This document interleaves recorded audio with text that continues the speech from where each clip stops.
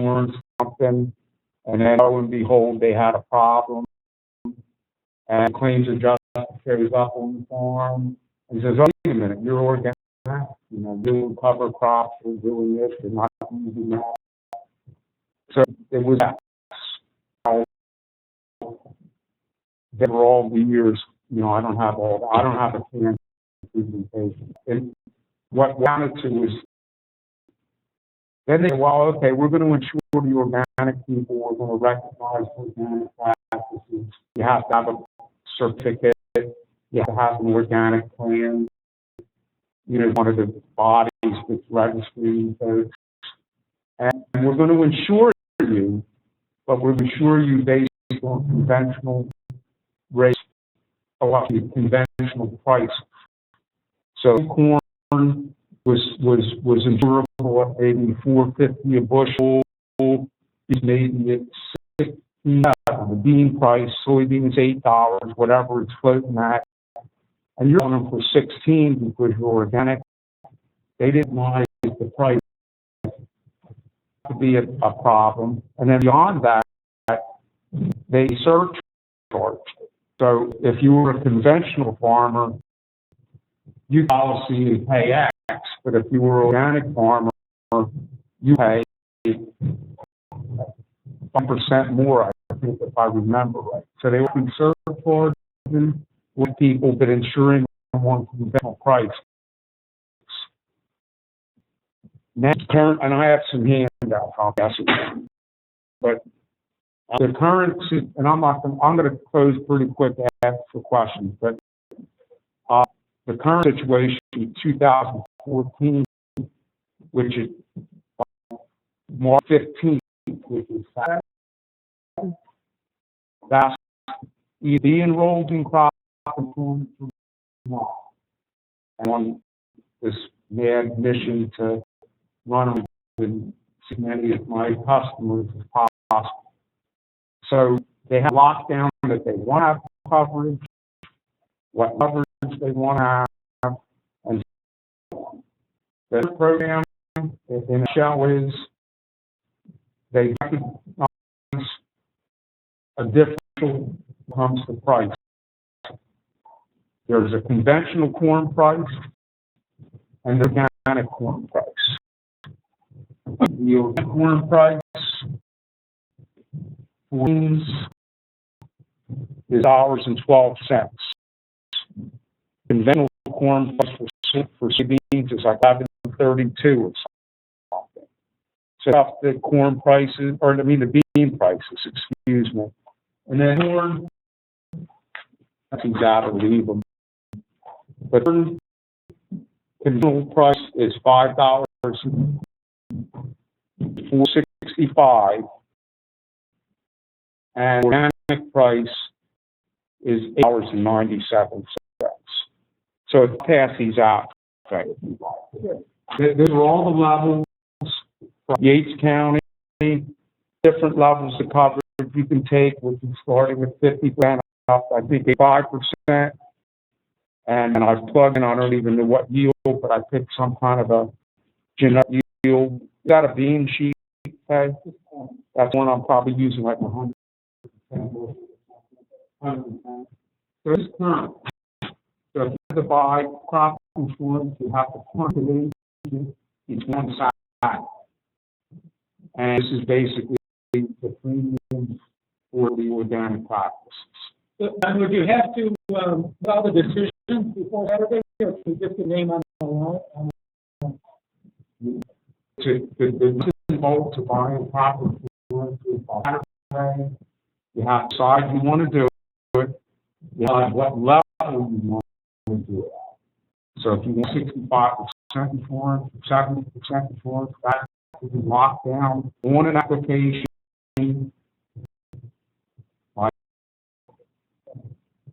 We get up to April 29th, which is going to provide all your personal history.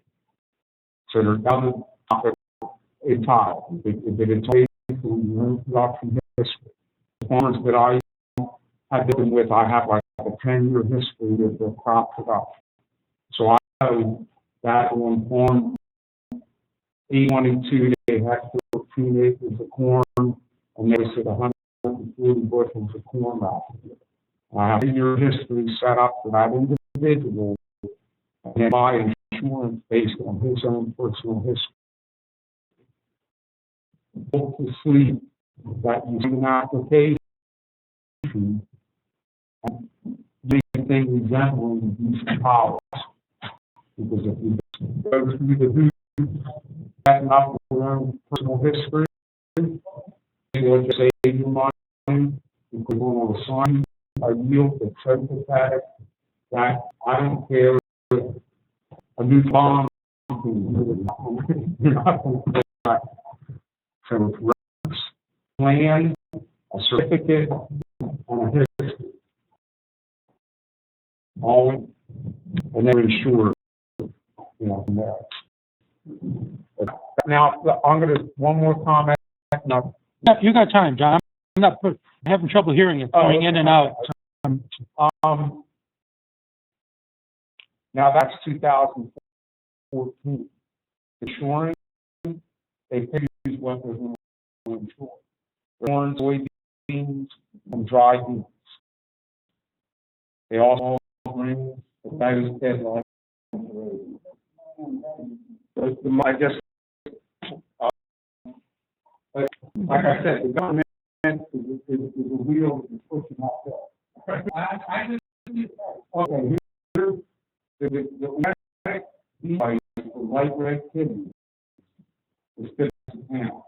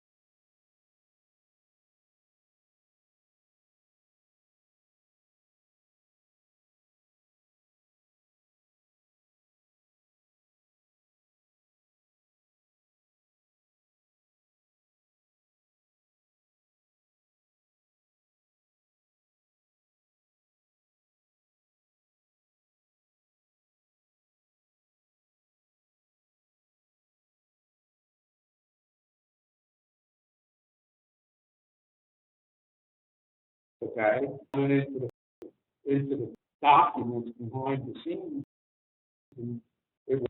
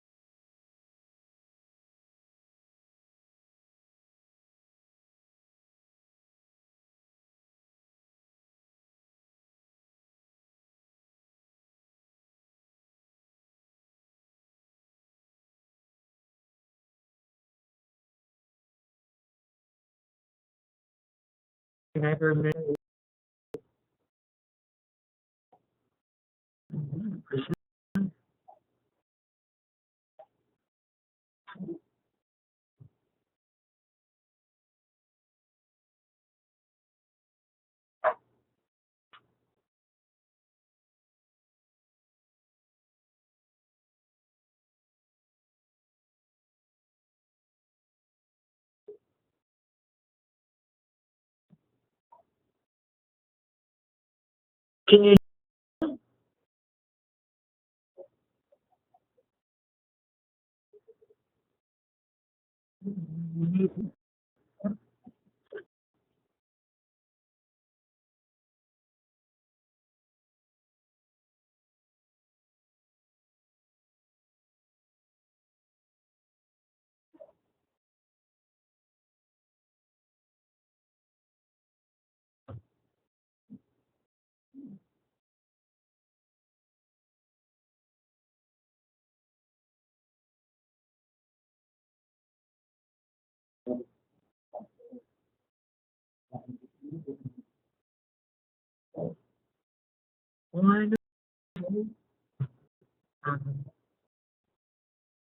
But even before the even corn fire,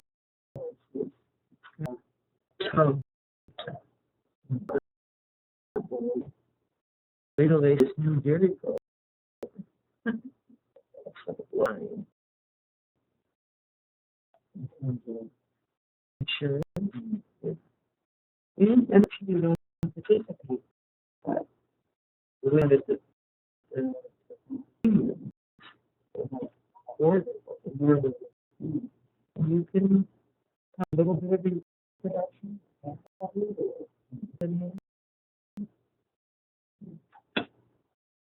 To pay for that management provision. So,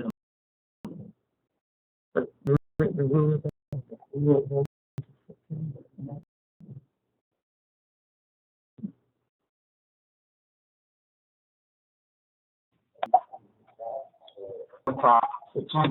rule now that I could talk about,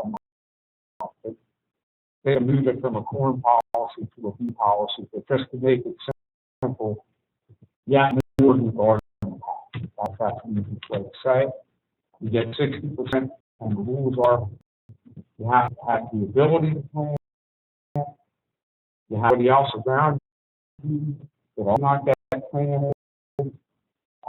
You have to leave the ground idle and cover crop, but you can stack cover crop.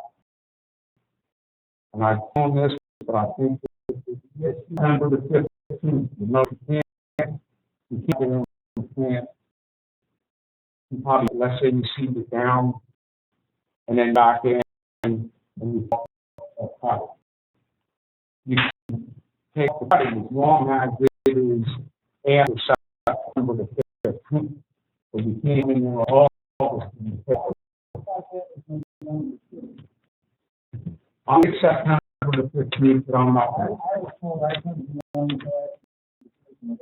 What, that's the part of the cover crop, you may do that. The rules won't prevent it planting or not. Okay. A lot of people, what they'll do is the ground idle, and come back around to the following year, and then they'll plant something else. They'll plant kale, or they'll plant barley, or wheat. Right.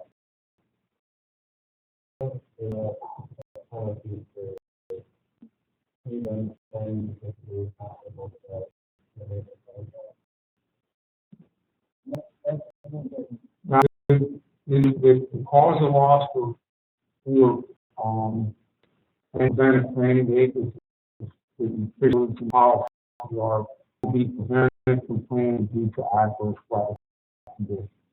If you have on that, then you'll be okay.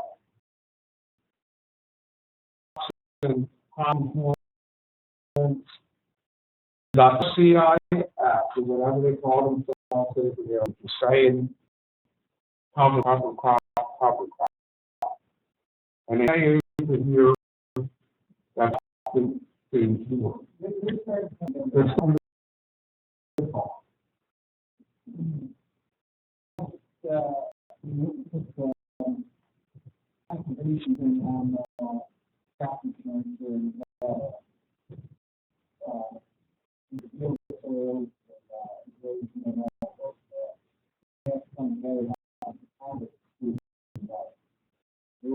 just the history of the conservation plan.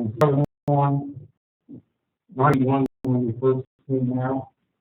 You gotta have a fence on 6A, you have a farm plan, and you couldn't get the government subsidy. It's really, you could come through your insurance and not. With me. That couple of years until there was a drought or two, and then, well, let's just try to treat everything. You can't figure it out. Came around to 3 to 5, without asking the administration or something like that, and they don't worry about it. The slow growth, we got to do power up and down the hills, we don't care. I got my president, then they went that way, and flip-flop back over to Jeff, a conservation plan for a while. And then just within the last 10 years, they went back and said, no, you don't have to have it. But the farm bill explicitly says that you won't get off with many subsidies and insurance and have a farm plan.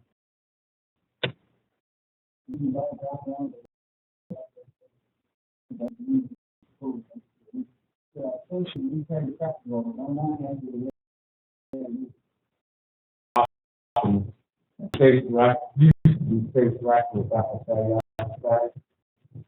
he's really happy about. I think that's something that's too. We're scared to think about it. I mean, people were using that to choose right, but this will be the kind of problems how long acres to refer by. Or if you have a claim, you're going to be rolling around out there to the DCF, like we're not wanting to do. So we got to be careful because everybody can't, there's only one person. So we'll have discussion later. I'll this question, but anyway, that's fine. Anybody else have questions? Yeah. Well, I have a general question. When I was several years ago, the risk management program was looking at something that would ensure your receipts, something like that, no matter what your costs were. And it was to enable them to ensure the non-crops and even vegetables, stuff like that. And I think that maybe they just try to continue. What happened with that? I'll repeat the question. Yeah. I'll put it in context. The first talking about is all makes it out there to address all the different topics that are not really treated. Carrots, apples, oranges, truffles, tomatoes, peppers, all kinds of things. They don't really look at that. They put this thing they call AGR. Very rapid. No, we're not on AR left. AR was good. I'm going to I can say what's going on. Okay? But AR was very good because I'm going back 5 years. Inventory for what kind of a fuel system the family are. And I'm not CPS, okay, so I even, first of all, I go looking at somebody's house. So AGR, I looked at it, I started it, and I said, well, I do it. Then I said, well, we're going to come up with AGR. So you have to turn in the return. And go to everyone. Also, money for the blah or all the modern what the code is worth if you so to say, and then they well, you really have to come up with this stuff. It's easier for the agent to get you in. But the problem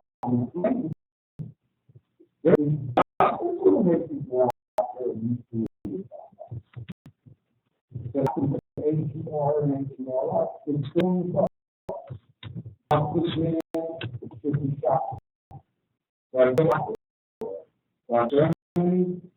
why being presented to me, I will conferences in Jersey, have people graded, questions, and 3 or 4 talking heads looking at each other, trying to figure out what the answers are.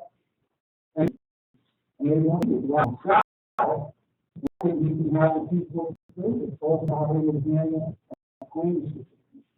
They would have to put the odds in the control for one to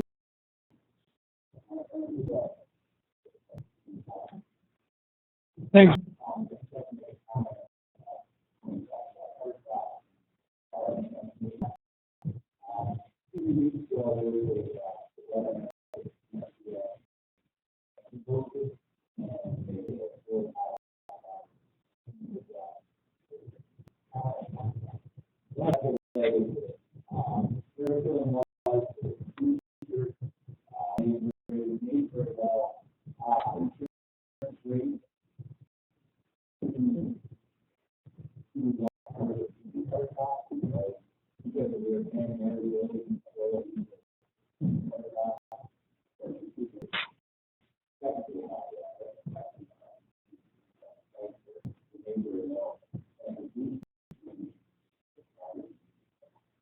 The question, to repeat it in a nutshell, is RMA way thinking about cover crops or resistant about cover crops?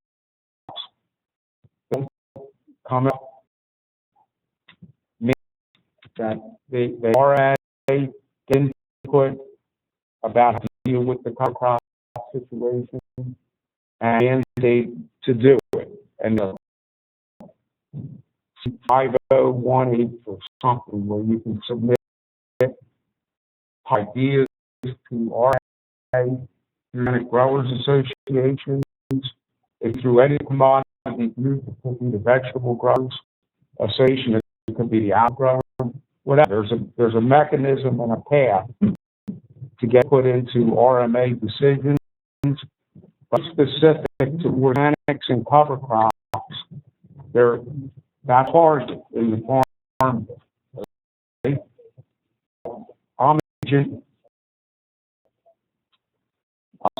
I'm going to be talking with a fellow, Chuck, I forget his last name, Ben Brook or something. He's a University of Washington professor. To talk to his people, and they put some together that way, get in, because they will fund these kinds of studies on grant monies. I don't think of it, okay, but I'll be more than happy to talk to these folks about it. But in my view, can I what's in my head, what I'm going to tell you, but the deal with it is set levels of coverage, forget about the prices, type of an insurance policy that's not very time, packaging all crops together, the growing, the premium gets, and on how it costs to grow those crops and your production expenses back in dollars, not in percentages. It is percentages of that. I hope I'll tell right. And put a account for using cover crops. So really taking care of the ground and growing big on radishes or new technology that are coming out.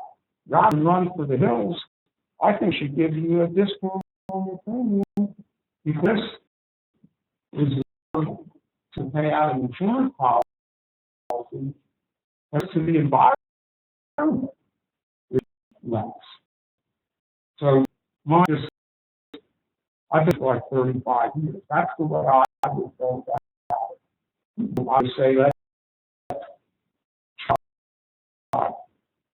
And so, if you have crop failure, what do you want? You want, and then more of what you thought you might have made, so that it did not. Okay, last question, we gotta cut off. Everything possible, you gotta have some kind of insurance or you won't be able to. Yeah, okay, I'm gonna say that. I have the handouts if you want them, but I'm pretty much gonna dash. Okay. Oh, okay. You can stick around some. I just want to talk to you briefly. Okay. So Tom's going to come up now, load up his presentation. I thought maybe go ahead, the sites that are hooked in. Mute your mic and just say how many got there. Look at the chat box and see how you're listed on there. And just start at the top. I think, Karen, are you first? And then you can go ahead and get started.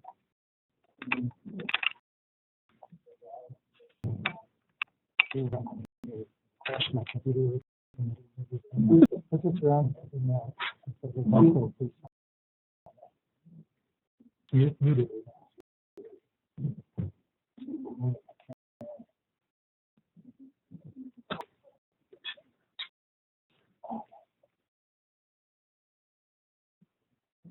We have 4 people here.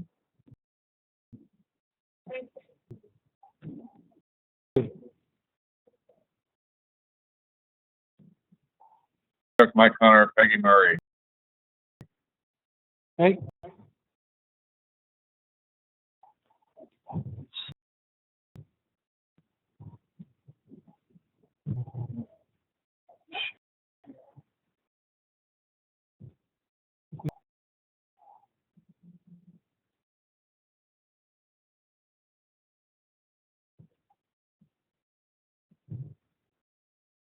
This one here. Yep. People. This one. Okay, we go through the original.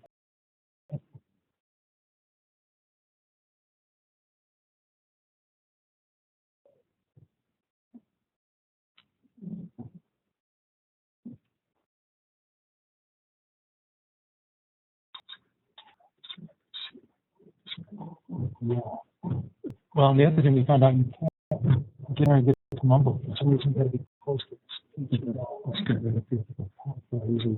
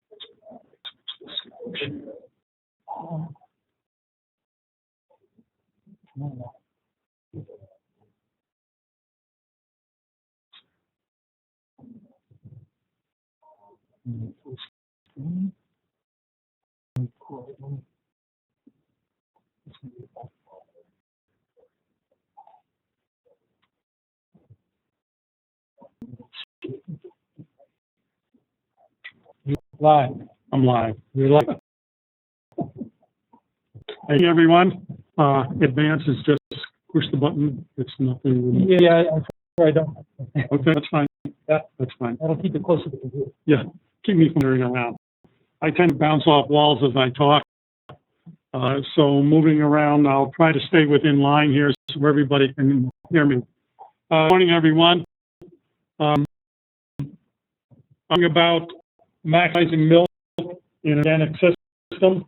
It's actually something I had been working on for conventional farms for a number of years, and then it dawned on me, organic farmers can really capitalize on the processes we've been reading and looking up.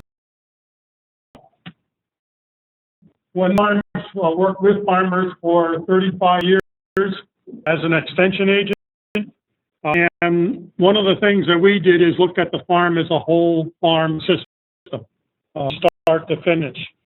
The experts that would come in, NRCS would come in and look at soil erosion, agronomists would come in and the crops. Can you hear me okay back there, Keith? Okay. Nutritionists come in and balance the ration for you. Engineers would look at the storage efficiency. But what we found when we were doing this is that all these experts coming in connected the dots. They looked at the farm as a system, and you need to look at your farm as a system. You have an 8-wheel drive articulated tractor pulling a one-row corn chopper, chopping corn into a high-sided picker wagon. Those pieces of equipment are very good pieces of equipment, but not hooked together. And we know a lot of times in farms that the parts don't line up the farm and the farm resources. So we could change the ratio. Dr. Chase, one time I said, well, how much corn corn silage, how much alfalfa needs to be in the ration? He don't care. You need good feed, we can make milk out of it. You can change the rations quite a bit. Excuse me. Make storage changes. So we can put in bags, we can wrap such, you can put up upright, you can put in bunks. There's a lot of changes you can do with storage. Within of our weather, the area where you are, your climate zones, etc., are different crops that you can grow very successfully. You know, you can't change very much the soil. You can put in drainage tile, you can do some deep tillage to increase rooting depth, and be real careful with your crops so you build the organic matter. We can't change what you have for soil. And so it comes down to the fundamental rule of managing your farm, and the soil drives the rotation, ties with the cows are fed. Nothing different, buy it off the farm. An awful lot of farms I ran into where nutritionists come in and tell them to do this or do that, and the farm would do it, and they would never have a chance of success because the soils could not sustain and produce that crop economically. Can you grab me some water, please? Is best for soils. You use a high quality forage. You do it at an economical cost, so you're making money. And you need to do it over a range of weather conditions and time. Year out, that crop has to be able to continually produce for you. Now, livestock production is basically energy, protein, digestible fiber, sufficient amounts, and low enough cost. Those pieces, you can have a successful livestock production system. And we have started looking at soils drives the rotation, which is what the cows are fed, and reducing high quality forage with framework of successful livestock production. We're able to move up the profitability on a lot of farms. The idea of the options that we are moving to that fit this scenario, looking at BMR sorghum and sorghum sedans. We're going to have a bunch of work in this year specifically for organic farms. If we can grow crops without using a herbicide and grow them very successfully. Forages have taken off phenomenally. Our work on winter triticale, the Valatia Research Farm, has been the lead facility for producing this kind of research. We have been using it for a forage crop.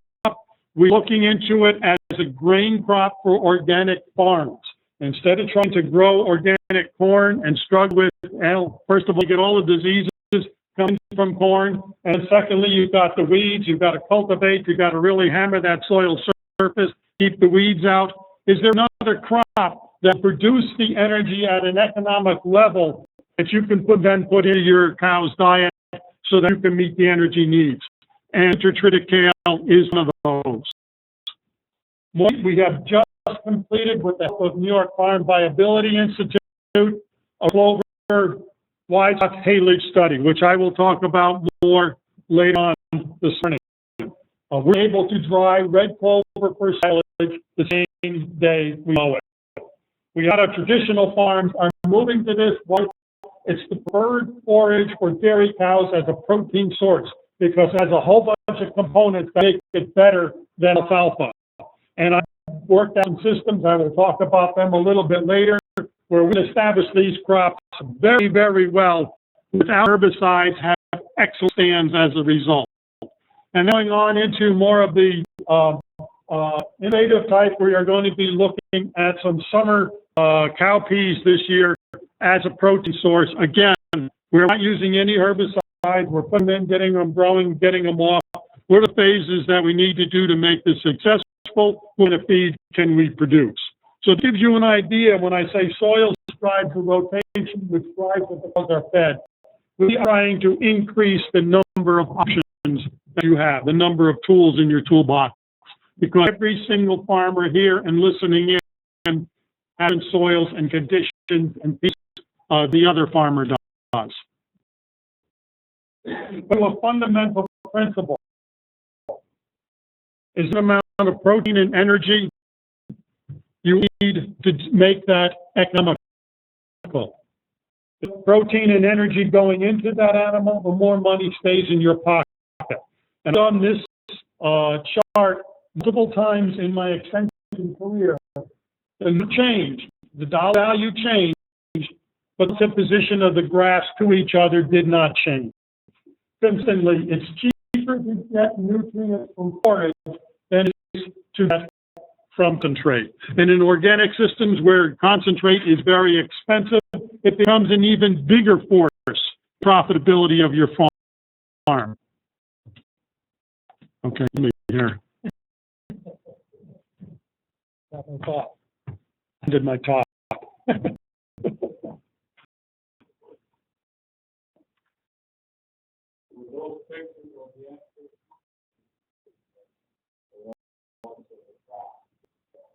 About figuring out how to grow the crop first non-organically, and all our mistakes ahead of time, and we transition over and look at how can we do this organically. I am no purist in either one. I'm operating at a lower level where it's central crop programs is what we're looking at doing. Yep, that's the next one. Yep, what is this? There's an organic farmer right near me that has been tremendous help with bringing equipment over and helping do planting, but teaching all the crops that we're going to. No, do an organic system, look at crops themselves, and we try to transition that over, and how can you use that the best way on an organic farm? So, yeah, yes. Cost per unit of energy for corn silage and corn grain and alfalfa. Now, why would I put alfalfa in there? That's a protein. Well, you'll see in a few minutes how we harvest alfalfa and raise the energy level of that alfalfa up to equal that of corn silage.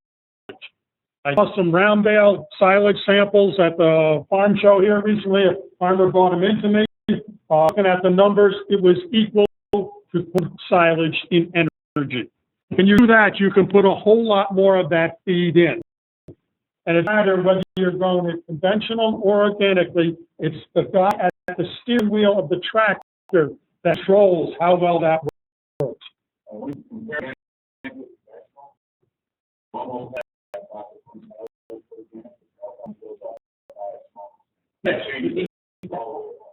The statement was that when you go to organic, the corn silage, corn grain pieces, you'll have to double those numbers, but the cost of the alfalfa does not go up very much, so it actually becomes much more competitive. Right.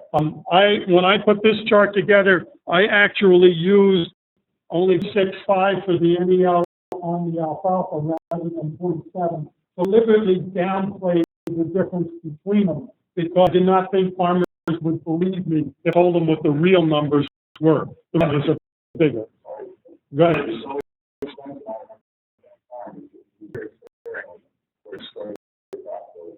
The expense of producing silage, the high expense of it, it costs a whole lot, and that's why I brought up some of those other crops earlier. They are non-GMO crops that can be used to produce energy but to do that at a lower cost. And it's shaking up some of the corn seed salesmen because they are coming in with crops a whole lot cheaper than they had been growing. Isn't the number good?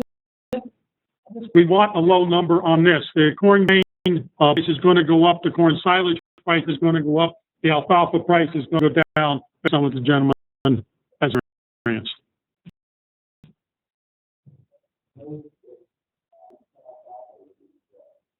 To be 100% alfalfa. I don't grow, prefer not to grow alfalfa without a grass. You want far having grass mixed in with it. Cow eat. This is a piece that we got into some big trouble with from grain. You can see them go down when we walk. Okay, they're going to keep me on short leash here. He's going to keep yanking me back. Sorry, I got to bounce around. In the early 90s, I used to think that cows had to have 50% forage, 50% concentrate. Turned out that was dead wrong. If you look at page 125 of the Dairy Reference Manual, there's a nice little formula in there that says something otherwise. So started moving to high forage diets back in the 60s. We almost got lynched by several grain companies. They couldn't refute what we were doing because it was on sound scientific basis that could move the forage feeding level up. And that you use, where you use the weight of the cow times percent NDF of body weight divided by NDF of the forage. It tells you how much you can be feeding. Equal or greater than 1% body weight. In our grazing, you can kick butt with this formula because you can get up to 1.15, 1.2, 1.3. You have a far superior level of forage intake than you can do with mechanically harvested forages. But when you're mechanically harvesting, we want to be greater than 60% forage in the diet. Did I choose 60%? Well, when I originally did this work, if I said anything more than that, they wouldn't believe me. They would say this is crazy. Well, they were saying it was crazy anyway. It was a funny little side story on this. This was based on actual rations I was running. I was running rations. I'm an agronomist, and I was running rations. Well, farmers weren't having an agronomist run rations. Should they do? They wouldn't want me to do any of the rations. So the lady I worked with, Kathy Wixlot, an extension agent, she would out visit the farm. They say, "Can you put a ration together?" So she'd say, "Sure." She'd get all the materials. She'd bring it back to the office. She'd come in my office. She'd hand it to me. I would put the whole ration together, hand it back to her, take it back out, and the farmer would say, "Great, this ration is working really well. Don't let Tom anywhere near my ration." We did that for years, and they didn't find out the truth until I retired. But because of that, I became a better agronomist. You know it all the way through as a system. And what we found is, this is right out of that table. When you know minimum ration, you're not feeding an awful lot of forage. And you go off, I only have it to 1.1% of body weight. The grazers can go even higher than that. You can't get from one to the other overnight. You have to keep moving up in little steps. And I walk into a farm usually and tell the forage feeding level, we have what I call A cows, O cows. A cows are these flat slab-sided things that are real skinny. They have a lot of grain. They don't feel well. The O's are these big, round, fat-bellied things that are stuffed full of forage. There's a big difference in the animal, but going one to the other, you need to be able to switch over time. If you look at a farm that was actually on a moderate 0.90, moderately low forage feeding, he was doing really good at that point. Balanced for a 350-pound cow. Ultimate insult. Even the agronomist knows that's not right. And so he went out and he weighed every one of his cows. It turns out his cow was 1,500 pounds. So instead of being at a high forage diet, he's at a very low forage diet because the ration was a best ration, but not for his cow. A nutritionist don't put in cows that you have, they put in a smaller cow to cover their butt and it allows more grain to be sold. The independent nutritionists have really jumped on this and moved to the point where we can now do it with the right size cows. Is that Yeah. we need to go to the next one. what you do?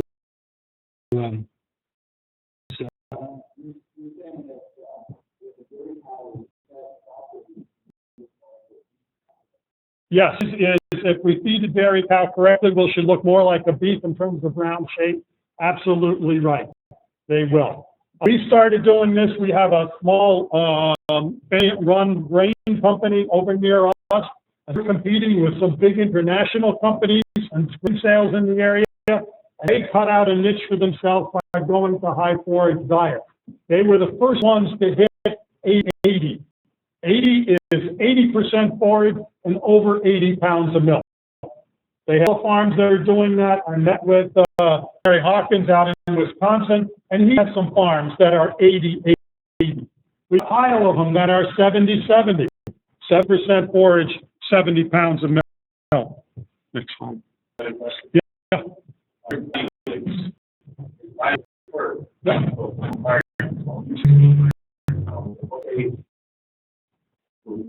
In this case, we had a herd of 47 cows. They were all fed the same ration, so we needed to find out what the average weight was.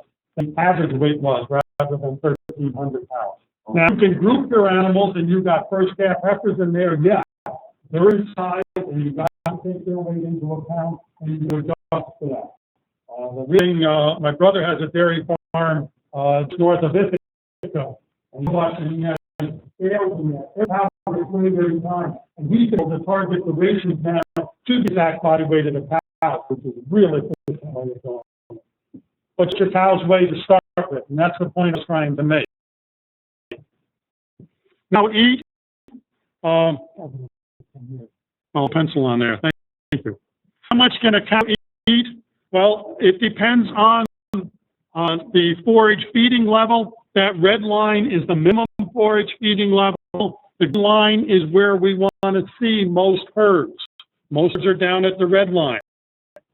If your green line going straight up through at 40% of forage NDF, that's the F of the forage, you see we can be anywhere between a 50% forage diet and a 75% forage diet, depending on the quality of the forage. Same forage and then shifting the forage itself and also bump it up. So to put that in a simpler format, in a minute,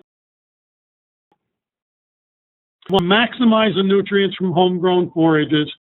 We want to leave just enough room for concentrate the needs of the animal. So then you go is with forage, not concentrate. You make sure you are maximizing the feed you have. These high forage diets, because Dr. Chase went and interviewed a bunch of these farmers that are doing these 70 and 80% forage diets. They increased butter, fat, and protein. They were getting more money for their milk. They reduced cost of producing that milk. They had herd health. The one takes it into shorts is the best. Drop on all the farms because we had dairy farm business summaries being on these farms, so we knew what was going on. What we found was greater income for feed costs. More money stays in your pocket rather than goes to somebody else. But they need to balance the whole system out. They're used by the rotation, the storage, and the forage fed. All the pieces have to match. How many farms I have dealt with where they increase their herd size by doing a quick calculation on the back of a breeding ticket and then onto the barn and put more cows out there, and all of a sudden they're squeezed for feed, so a couple more acres on, or stretch their rotation and grow more corn, which was their yields also, and they're putting this into a storage that isn't designed for what they're putting into, So now you have to feed all the garbage feed, the spoilage and everything else just to have enough to keep the cows fed. It doesn't work that way.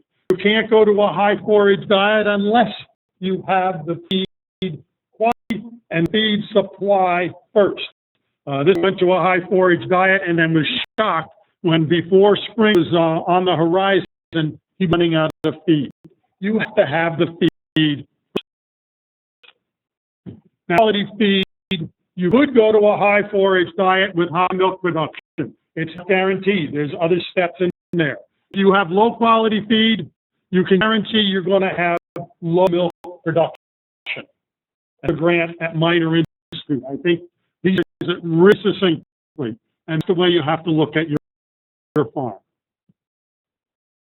Now, before about other graphs with the different feedings here, it's just one orange and improve forage quality. Since we know that, have known that for a while. The better feed quality, the more they're going to eat.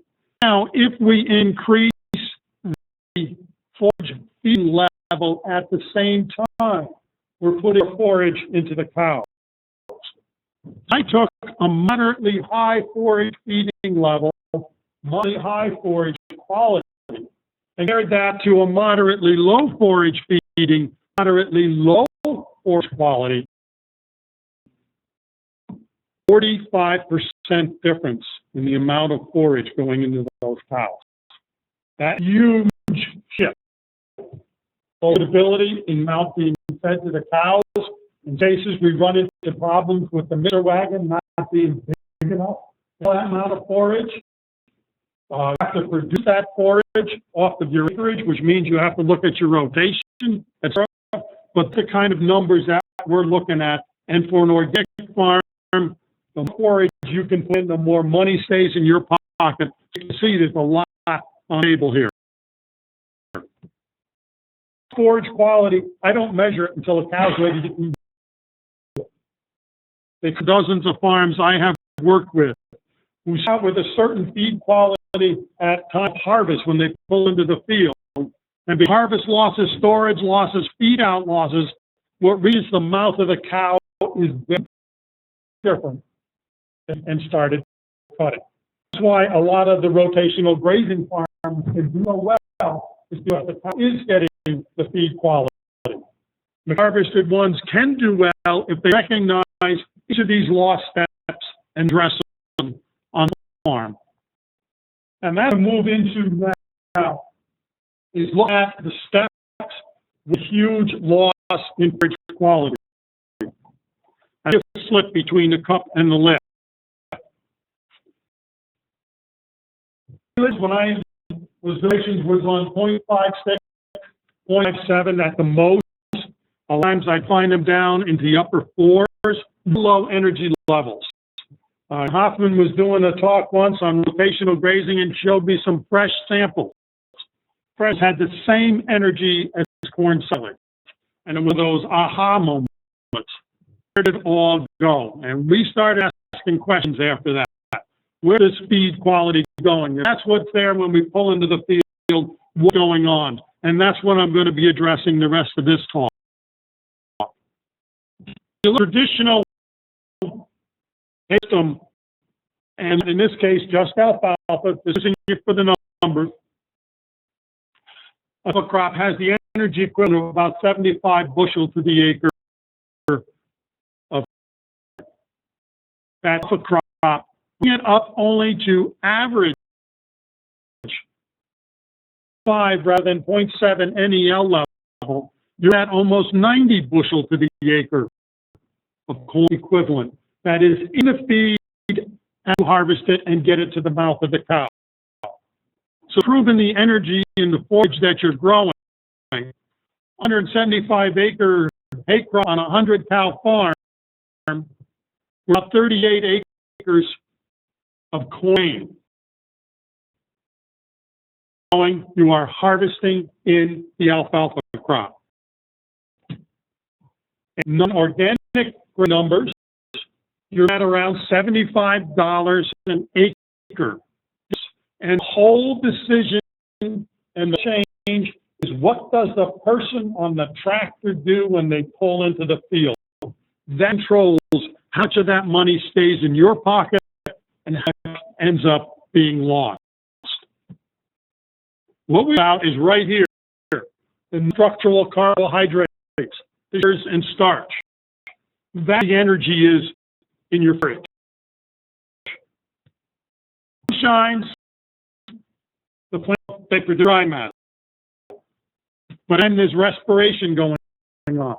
I had breakfast this morning, your brain is burning that off as energy, so it's respiring. And it's between what the sunshine produces and respiration takes away is the net gain, and the plant grows. It gets bigger.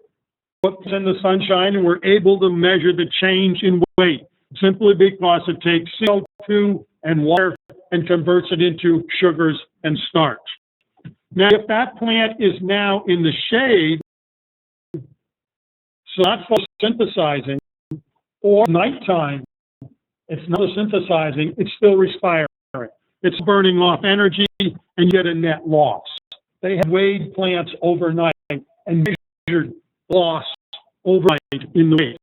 And we're losing, not losing the lignin, not losing the ADF, it's the sugars and starches, the energy that produces milk. I lies in this entire talk that you really need to get into your mind. This is one of them. The amount of loss that you have overnight, just right, in the temperature. So temperature is here at 60 degrees at night, you're losing 12 to 13% of the dry matter. That is all sugar and starch. The protein goes nowhere, the goes nowhere, the ADF goes nowhere. It's the NEL, the energy of lactation, the stuff that you make milk out of, is what's disappearing overnight through respiration. Sugar, and it tears apart starch. Starch is made of 2,000 to 200,000 sugar molecules. So it's much more valuable than sugar is. But altogether, it's still the same sugar molecules. And his work found that he lost 11% of the sugar overnight, 24% of the concentrated energy in the starch. Overnight, because plants are in the dark, they're respiring, they're not photosynthesizing. We went out and we mowed about 11 o'clock in the morning. I put it in windrow, traditional system, and by the beginning of the third day, we had stuff that was dry enough to go ahead and make silage out of. By the beginning of that third day, we had lost 19% of the sugar. We lost 92% of the concentrated energy in starch. That is huge loss in energy simply because it's sitting there. Yes? Yeah, gain sugar the first day, and you'll see that gain and why that occurs. Little change, very perceptive. The other watch out is by the fourth day, we actually showed an increase, but it was actually alcohols produced by the destruction of protein. So it's a whole different, once you get to a certain point, it becomes just an analysis piece. But yes, the sugars go up, and you'll see why in a minute. We're talking about really good feed. This is what it looked like on day 3. It's really nice looking stuff. There's a lot of leaves in it, lush second cut. But have the milk producing ability. Now, talking about making wet slop, we're talking about making good silage. Processes. There's biology and there's physics. So we're biology first. As time goes on, more goes down. It's science. It's the way things work. Now, I always thought is that what happened at the beginning of this curve and what happened at the end of the curve was the same process. Completely wrong. There are actually 3 phases in here. The initial phase, which drops very, very quickly, and you'll see some numbers, how fast it drops. The immediate phase, where it takes a little longer for it to go down. And then finally, for all of you, including me, who made dry hay, this is you keep fussing around with out in the field, trying to get it dry enough so that you can get baled without burning the barn down or having it mold on. Now, okay, moisture goes out through the leaves. Well, first of all, there is a waxy layer on the leaves, and that keeps the moisture in the plant. What these are holes, just like your nostrils, called stomata, and like your nose, you breathe in oxygen, you breathe out carbon dioxide. And what is, in spite of what some people like to claim, 2 is critical for plant growth. They then CO2, they combine it with water and sunlight, and they form sugars and starches and release oxygen. And the cells inside of those stomata do not have a waxy layer, so they're using 2 levels of water. First, evaporation, and the second part is photosynthesis, converting water to sugar and starch. Moves very quickly. Those cells start to run out of moisture. They pull moisture from other cells in the leaf, which pulls moisture from the petiole, which pulls moisture from the stem, which pulls moisture from the roots, which creates a vapor deficit in the roots and pulls moisture out of the soil. A very simple process. As long as the plant is in sunshine and photosynthesizing. There are some plants that my daughter took and was put it in red dye and blue dye, and you can see in about an hour the white flower turned red, the blue one turned blue. Thing that happens in the plants when you mow them. As photosynthesizing, they're pulling moisture through the plant. Initial phase, the moisture is going out of the leaves, it's pulling moisture out of the stem, but the stem is no longer attached to the roots, so it can't pull moisture out. So what does it pull in? Air. And so the plant dries from the bottom of the stem to the top. The last thing to dry in this early dry down phase are the leaves. They be green and soft. They will not be like cornflakes. 30% of the stem moisture goes out through the leaf. 11 times more stomata than grasses. I mowed alfalfa grass mixes, and the alfalfa was ready to ensile before the grasses. Anybody who baled hay says it's usually the other way around. When ready to bale, legumes are still a little damp. So this early dry down phase, more stomata and will dry faster than grass, as long as they are in the sunshine. You put shade, the stomata close, the whole gig shuts down, and now you're just sitting there. Plant. And it's synthesizing, it's pulling moisture out of the leaf, which pulls moisture out of the petiole, which pulls moisture out of the stem. And what happened here? We got a stem. Jerry can kink it. Not an awful lot. This happened on this stem. Went through a conditioner. And really dry down phase, a conditioner is counterproductive to drying the plant. Because you are limiting how far it can pull the moisture. If you have that full stem, it will pull moisture the full length of the stem. If you bend that stem somewhere in between, you've just interrupted the capillary flow and it will not pull from the bottom. Yes.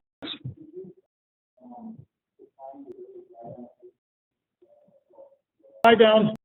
During the early dry down phase, the early dry down phase is when you first mow it and down to around 60% moisture. Now, it's not a cliff. It doesn't just go blink like turning off the light. The water gradually starts shutting down and gets below 60. We run it down to as far as 55 with this rapid dry down phase. Most of it starts to slow up around 60% moisture, which is well within realm for making silage. So down phase. And to think that question in a graphic, and you look here, 160% moisture or less than that, the stomata start shutting down. There's moisture out of the stem anymore. The only way you're going to get that stem dry is to break that stem so moisture then can exit through the side of the stem, through the part or crimp. That you need for dry hay. If you're doing all silage, there is absolutely no need to have a conditioner. And if doing just dry hay on third or fourth cutting, there's no need to have a conditioner because the stems are so small, a conditioner is ineffective.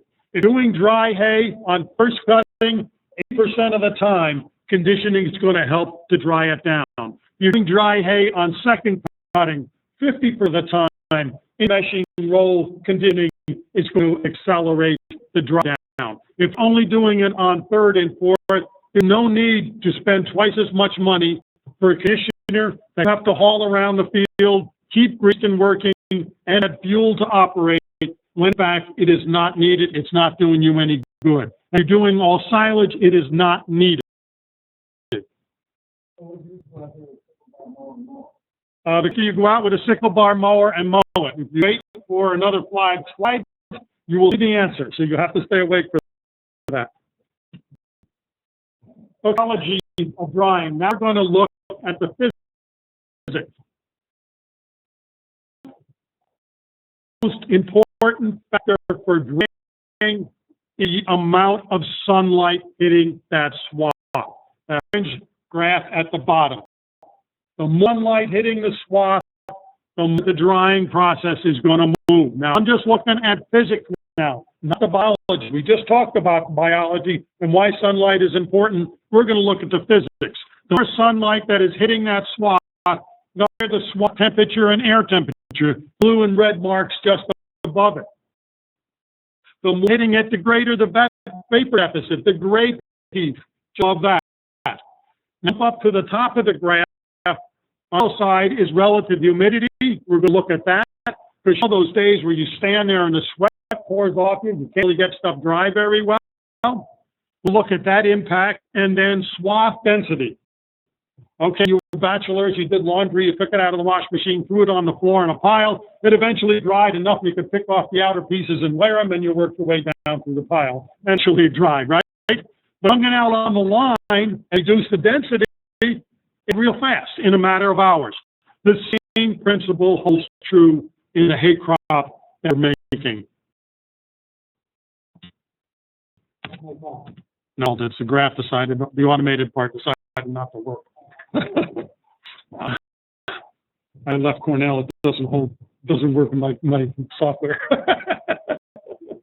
Okay, let's look at the most important factor, which is sunlight. Yes, question.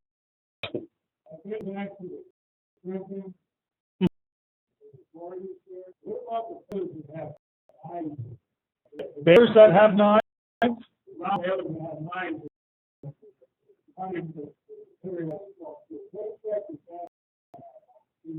The question is what does the effect of the cutting knives have on the feed value when you're round baling it? What goes in front of the machine goes out the back of the machine, and unless you're losing leaves, which if you have it over dried, it goes too wet in the middle and too dry on the outside and shatters leaves.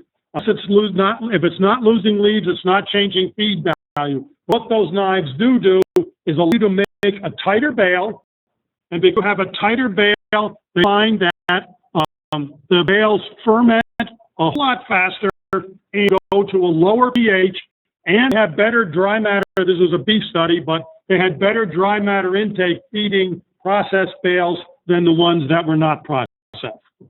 So the real advantage is using the knife. But what goes in the front of the machine should stay in the machine in terms of feed quality though. That swath sunlight, and we put it into a wide swath versus narrow swath. And I point out here, this was not done with real fancy equipment. This was done on everyday farms with whatever equipment we had on the farm. That way I do 99% of my work.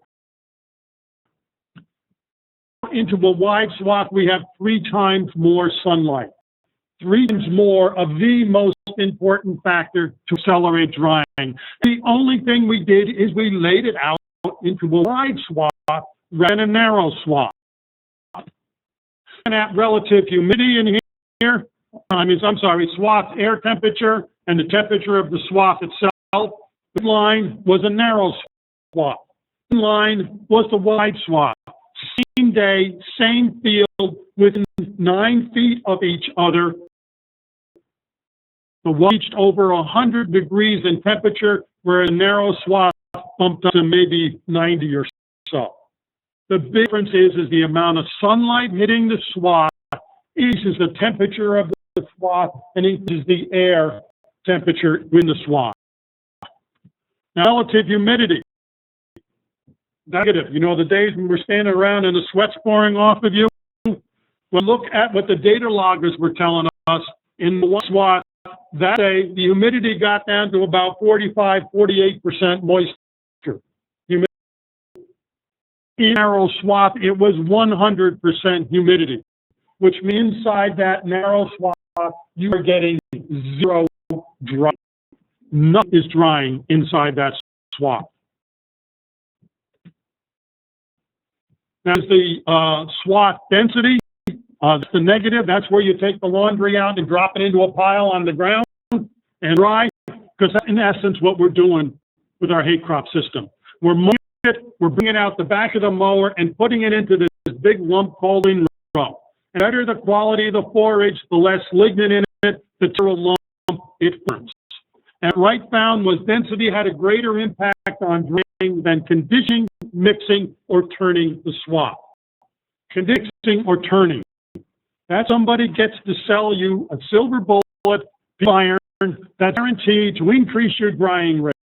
When in fact, if you just wouldn't put it into a lump out in the field, it would dry on its own without having to buy all this extra equipment. Get it out there and let it spread out so it's not in a dense lump when we're doing this through the machine. In narrow swaths, we're 5.5 times more dense than a wide swath. Adding out the back of the machine. We did anything else to it. And the whole difference between those two was the person on the tractor. It's the hardware issue. The loose at the steering wheel. That's what's controlling how dense the stuff is coming out the back, because it's how you have your mower. Now, these pieces together, all et cetera, that we're just talking about, you're looking at reduced drying 10 to 100-fold. There's no sunlight, the mod is shut down, you shut down the best system you have for pulling moisture out of crop when trying to make silage, because you put it into the shade. When we were doing this, we did wide, we did narrow. Actually, one of those farm pictures I showed you is where this data is from.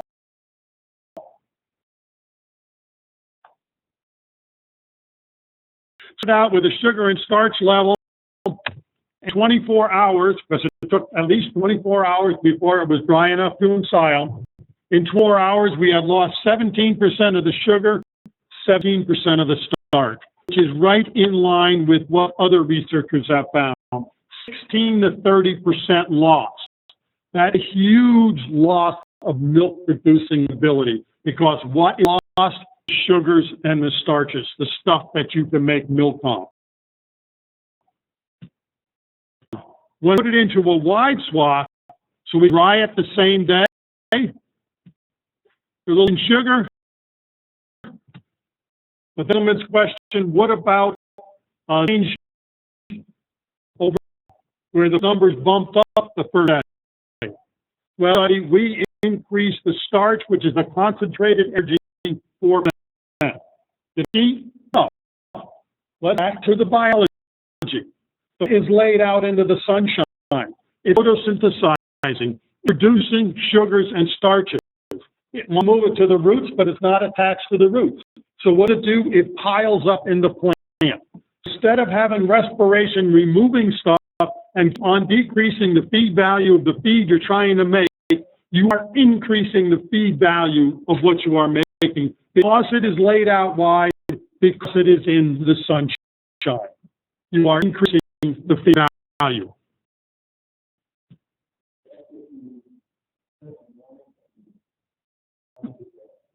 the question is, that's if I cut it in the morning and I harvest it the same day. Absolutely right. We're talking about same day haylage. And we're looking at proper moistures, but same day. Now look at the milk producing ability of that. You'll have 300 pounds more milk in every ton of dry matter. A low number for organic, I know it's closer to 30. I was just looking in the newspaper the other day on it. I want to be conservative. If $28 a hundredweight, and we 300 pounds more milk in a ton of dry matter, 100 cow farm, and in autumn you're looking at almost $70,000 is on the table for you to pick up by simply getting your hay crop into storage the same day you mow it. You're using the energy of that feed so it can produce more milk on the same feed. This huge number. You have non-organic farms that have jumped on this big time because they are making good money with this system. And here that we hadn't realized, Lyman Cook, University of Delaware, quite a bit. We bounce stuff back and forth. And to make some Clostridia. He wanted to do some tests with it, etc. So, and he wanted to make it. So he went and he took alfalfa and he mowed it and he threw it into a silo, just as it was, green. And he said, because I'm a specialist in this bug and these compounds, I cannot make butyric, I cannot make Clostridia. It would ferment perfectly every time. So I just leave it overnight. He let it overnight, he had butyric and Clostridia up the wazoo. And you're seeing here. Where he immediately ensiled it, it had a pH of 4.6, no butyric, very low soluble protein. We let it sit for 12 hours overnight, which is what most people do. At a very high pH, he had butyric, and when you get high butyric, you get ketosis in your herd, and also had high soluble protein. He concluded was that if you delay the filling of your material, you're going to have respiration of those fermentable sugars we've been talking about. Good bacteria, the inoculants, and we recommend inoculants on all wide swath material because you need to have the right bugs working for you. Then good bacteria have no food to make the lactic acid. And if they don't have food to make the lactic acid, Clostridia get going. They burn off a whole lot more sugars, they make soluble protein, and they make butyric acid. So you just turn good feed into garbage. I saw this example of this. I was doing a seminar down in Pennsylvania, and I was on a panel with a farmer who had switch. Size farm, he composts all his manure. So, he had a guy out mowing. He was mowing a 30-foot mower, putting to a windrow, coming back the other way, 30 into a window. So we had 60 feet into a window on first cutting, which is a pretty good pile of feed. Looking at his composting manure, checking to make sure it was right. He had a big compost thermometer. And he was looking it in the windows of compost, checking to see how it was doing. He made it over to the alfalfa field and stuck his thermometer into the window and suddenly realized he's not making hay crop silage, he's making compost. So to a narrow windrow, you are not making feed, you're making compost, and you are bringing off the stuff that you need to make milk from that forage. And you get it to the point where there's so little sugars in there, that adding the homolactic bacteria, which you can add, or with the traditional farm sometimes use buffered propionic, it doesn't matter, it's not going to work because there's nothing there to preserve anymore. From Dr. University of Delaware. Desserts Farm up in Ontario, 7% forage in the diet. This is almost 1,500 pound cow, 77 pounds of milk, 4.0 fat. His corn was 0.77 NEL. His silage was 0.7 NEL. As good as his corn silage. That's a long ways from 0.57, 0.58 most people have with their hay crop silage. And organic system to be able to capture that much more energy into the cows, a huge shift in profitability.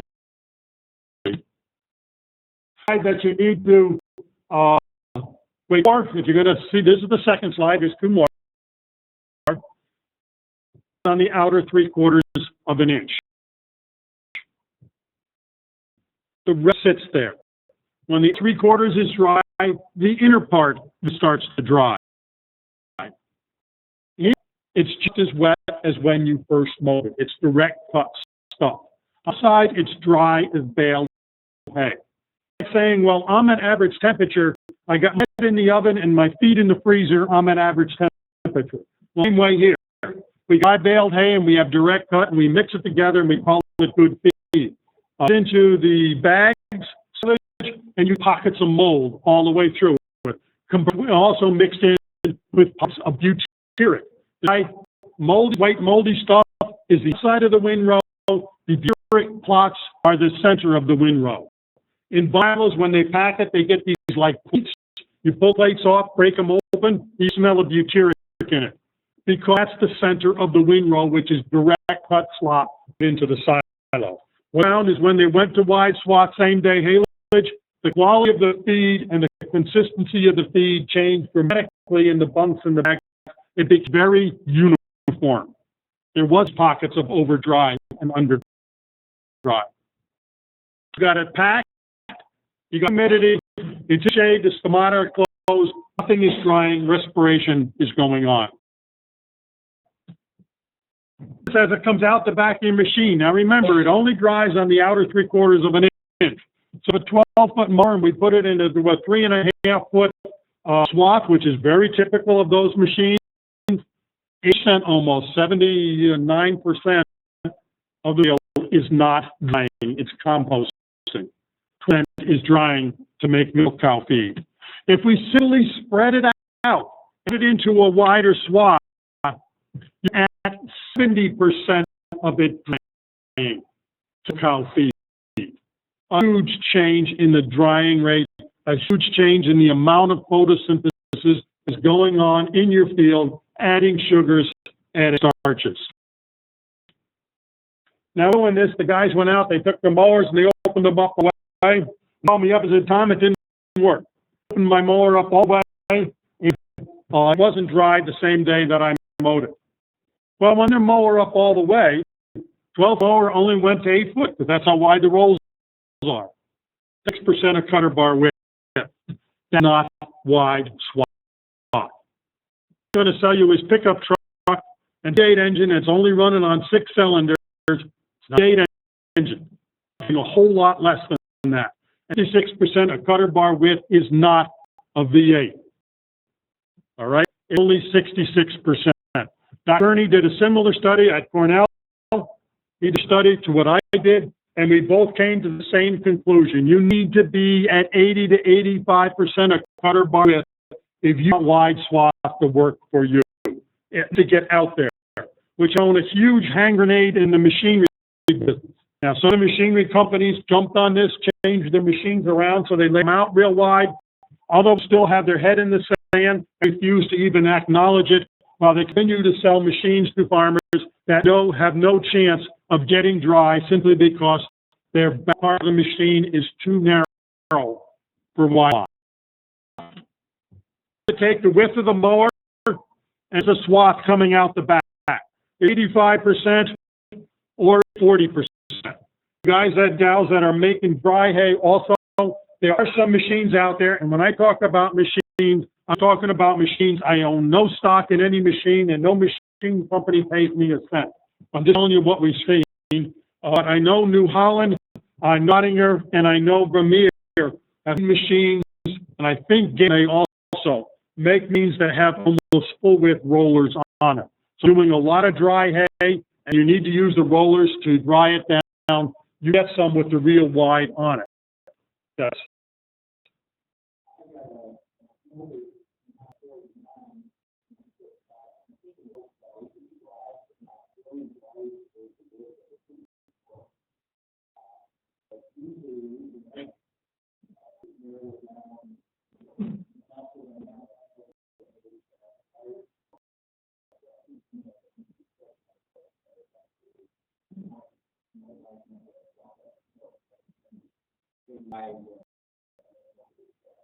Is he has a 9-foot mower.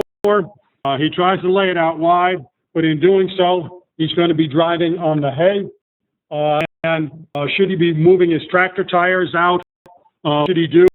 You are right in line with my next statement, which is I always assure there's always a few older farmers, and there's none here I can see, but the old guys my age who will hear me afterwards that I am going to hell because I drive on the hay.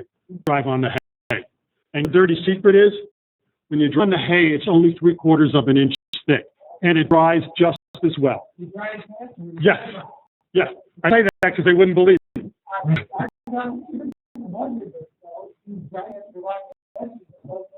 A gentleman saying that his dries faster where he drives on it, and that's really what we have found also.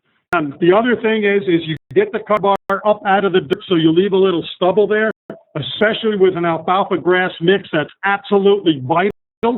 Cutter bar up, when you go over it with the tractor tires, unless you're pushing it into mud, it's going to spring up, and your rakes and mergers are going to be able to pick it up without picking up the dirt and get 90% of the material.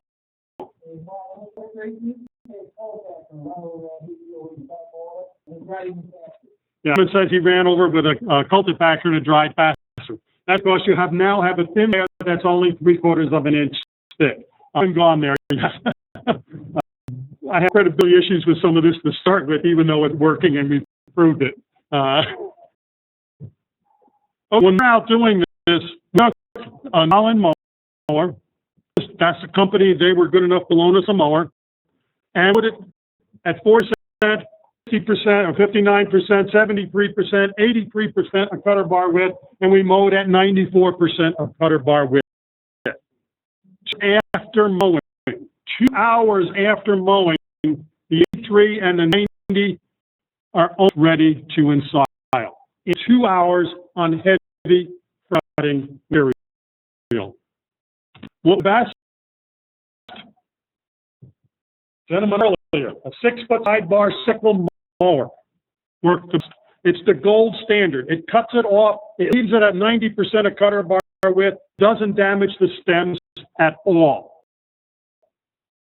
Now, am I rid of your disc mower and get a sidebar sickle? No. I'm just telling you, it's the principle. It is that it's wide. I've done this talk for probably 4,000 or 5,000 Amish and Mennonites. They love it because that's what they've been in their barns most of the time. And using this whole system very well. But the point being, 90% of cutter bar width with no conditioning dries the best. The wider it is, the better it's going to dry. That is the key take-home message. And if you get this machine here, they put the little shield on because I'm going to drive on the hay. I can't drive on the hay. So when we took that little shield here and we took it off, that was the increase in drying rate. You got rid of that little windrow that you're putting in on either side. And the better the quality of the feed, the more important it is to get rid of that windrow. The guy from wide and he mowed some traditional. He was around 11 o'clock in the morning. Went out and looked at it around 2:30 in the afternoon. He walked over to the right side of the picture, looked at the arrows froze, and he said, I think this is going to be ready by 10 o'clock tomorrow. I'm going to be able to chop it. He went over to the left side of the picture, looked at Swath, picked his phone, called back to the barn, said, get the mower going, get the chopper going, get the trucks going. This is ready now. And this is very typical. The big problem we have when people transition to this system, they get it too dry. It doesn't look like cornflakes out there. It's ready, when in fact it's ready. One of the mowers, again, I own no stock in mowers because a couple things. First of all, it leaves it out at percent of cutter bar width. The only drum is in to the cutter bar unit, cutting unit itself. They are flat. And you're going to see why in a minute that is important. Drums make little whirlpools. Flat drums do not. The knives are flat. Knives are like propellers. They suck things up. They suck up dirt, they suck up all the garbage, and yes, they get the down material. If you ever looked at the down material in your field, if you had to go that long, that was down for a bit, you want to feed your cows in the first place, leave it there. You do to suck up all the dirt and the down material. That mode, why no conditioning, 90% of cutter bar width. On the right, the mower is leaving 4 windrows. That's not the same as wide swath, because you had tapered knives that were making an airplane propel-like effect, lifting stuff off the ground, and had cone tops, which accentuated that whirlpool effect. He was making 4 windrows. And I've had farmers complain that these mowers, not this company, but just mowers that do this, make these little narrow windrows, do not dry as well as the ones that make flat windrows. Things you can do. If you have one of them, they make 4 windrows, you put a little diverter in the back of each one, and I'll show you another picture in a minute to see that out. If your mower only goes 60% of cutter bar width, you can put diversion fins on the back, spread out. I think these cost, I don't know, $250, $300 is the last time I priced them. They're probably about $800 now. Or you did 1-inch square tube stock.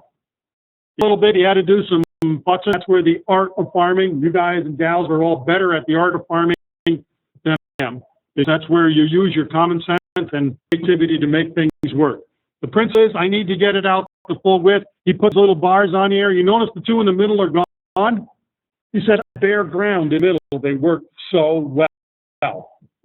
Lots of tube stock.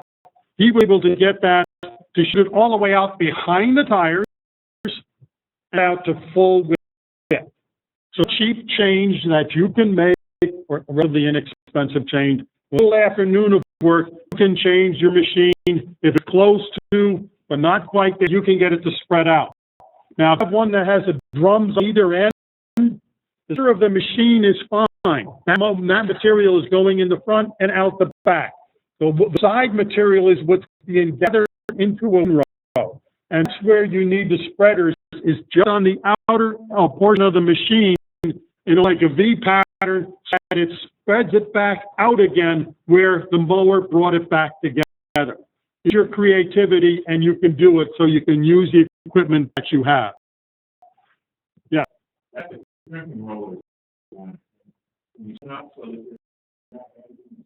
This has crimping rollers on it, and you wet them enough so it doesn't damage the stem. The answer is no. I did that with that brand new Holland. That was our great idea. We were going to without any conditioning. So I opened them up. They were like 1.5 inches. Get in there.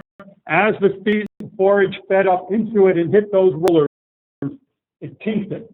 But when you picked up the stem, there'd be 2 or 3 kinks in it, and that's enough to break the capillary flow. So if you're doing it that way, it's not true non-condition. It is or damage some by going through the rollers. I leave the rollers on. The most important factor is the width coming out the back of the machine. Equipment you got, but get it out to full width. That is the most important part.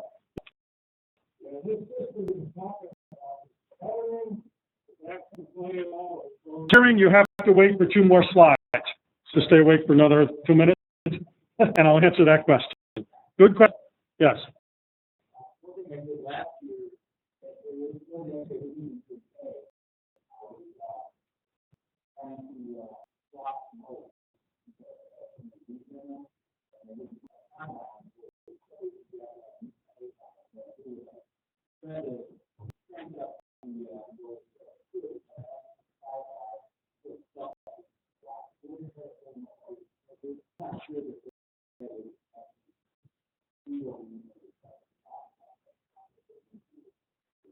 Gentleman was saying that he was combining oats. They weren't dry, so he wanted to make a swather out of his mower, which is being creative. So he opened up the back of the rollers and put blocks in, so he had enough space for it to go through without threshing the grain off it, but still the swath that he can get his oats dry. When we did our study, we put blocks in, and it's kinked it. The oats off, which is the objective you were going for, but it still kinked the stems. Very disappointed it did, yes. It is on time conditioners. You have to wait another, I think, 4 slides for that, and you're not going to like my answer. Back of the machine, you need to open it up so it comes out. This is winter forage, winter triticale. If you don't have it coming out the back of the machine, you put that deflector bar down so it makes a wide swath, which is an engineering answer. I mean, the reason we're dealing with all this is because engineers had an answer for raking. You don't have to rake.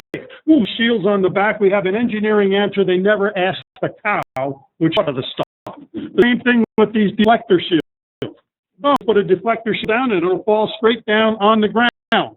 Well, this is what we found when we were drying clover, and we found the same thing when we were drying this highly digestible, low lignin winter forage triticale.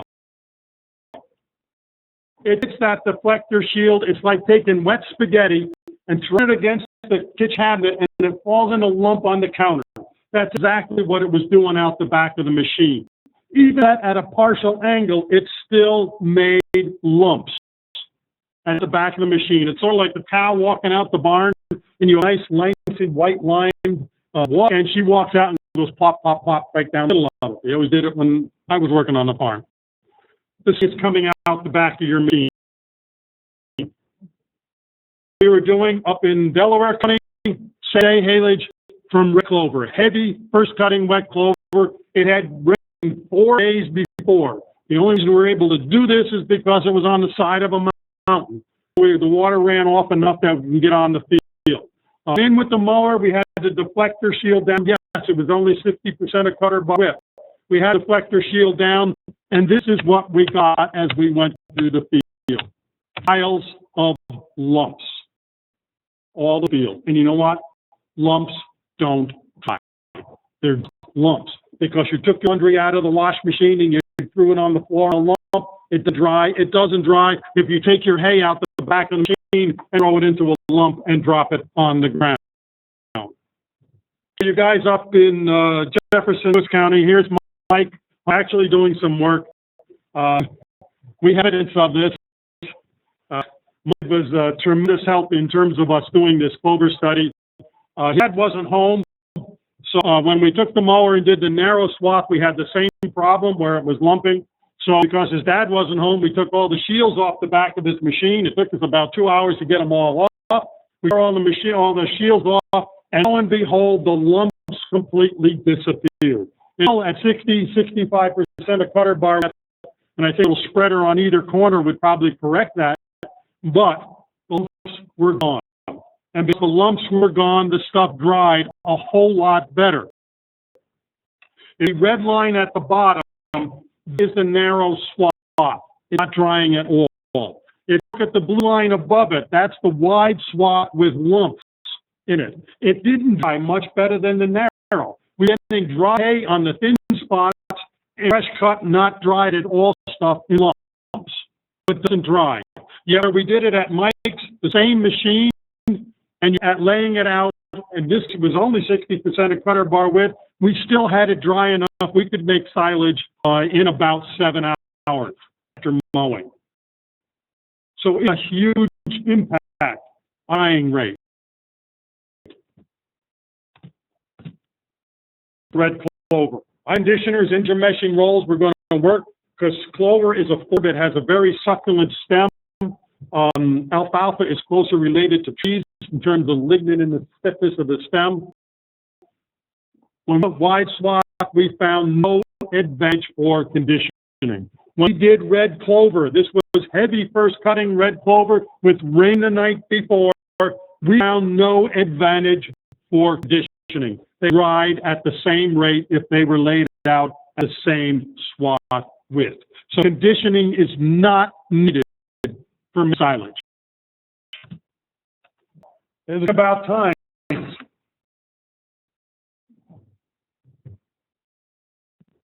The matter.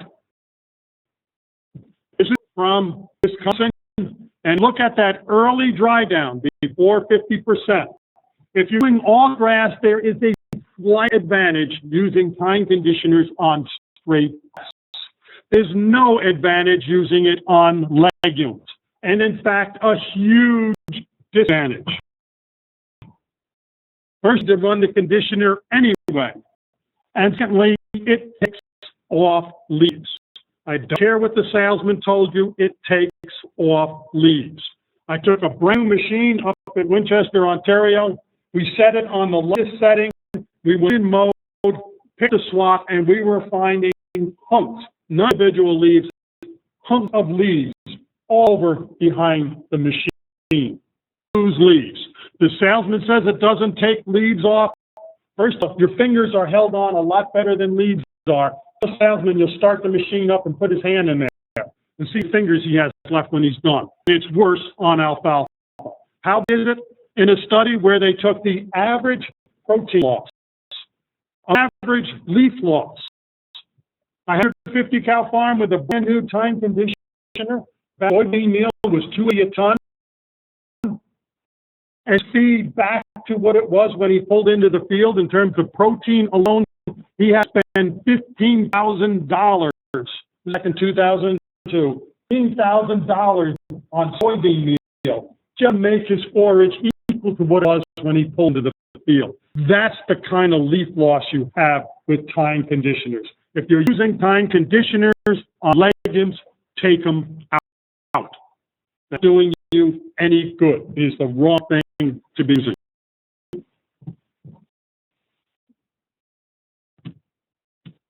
Now,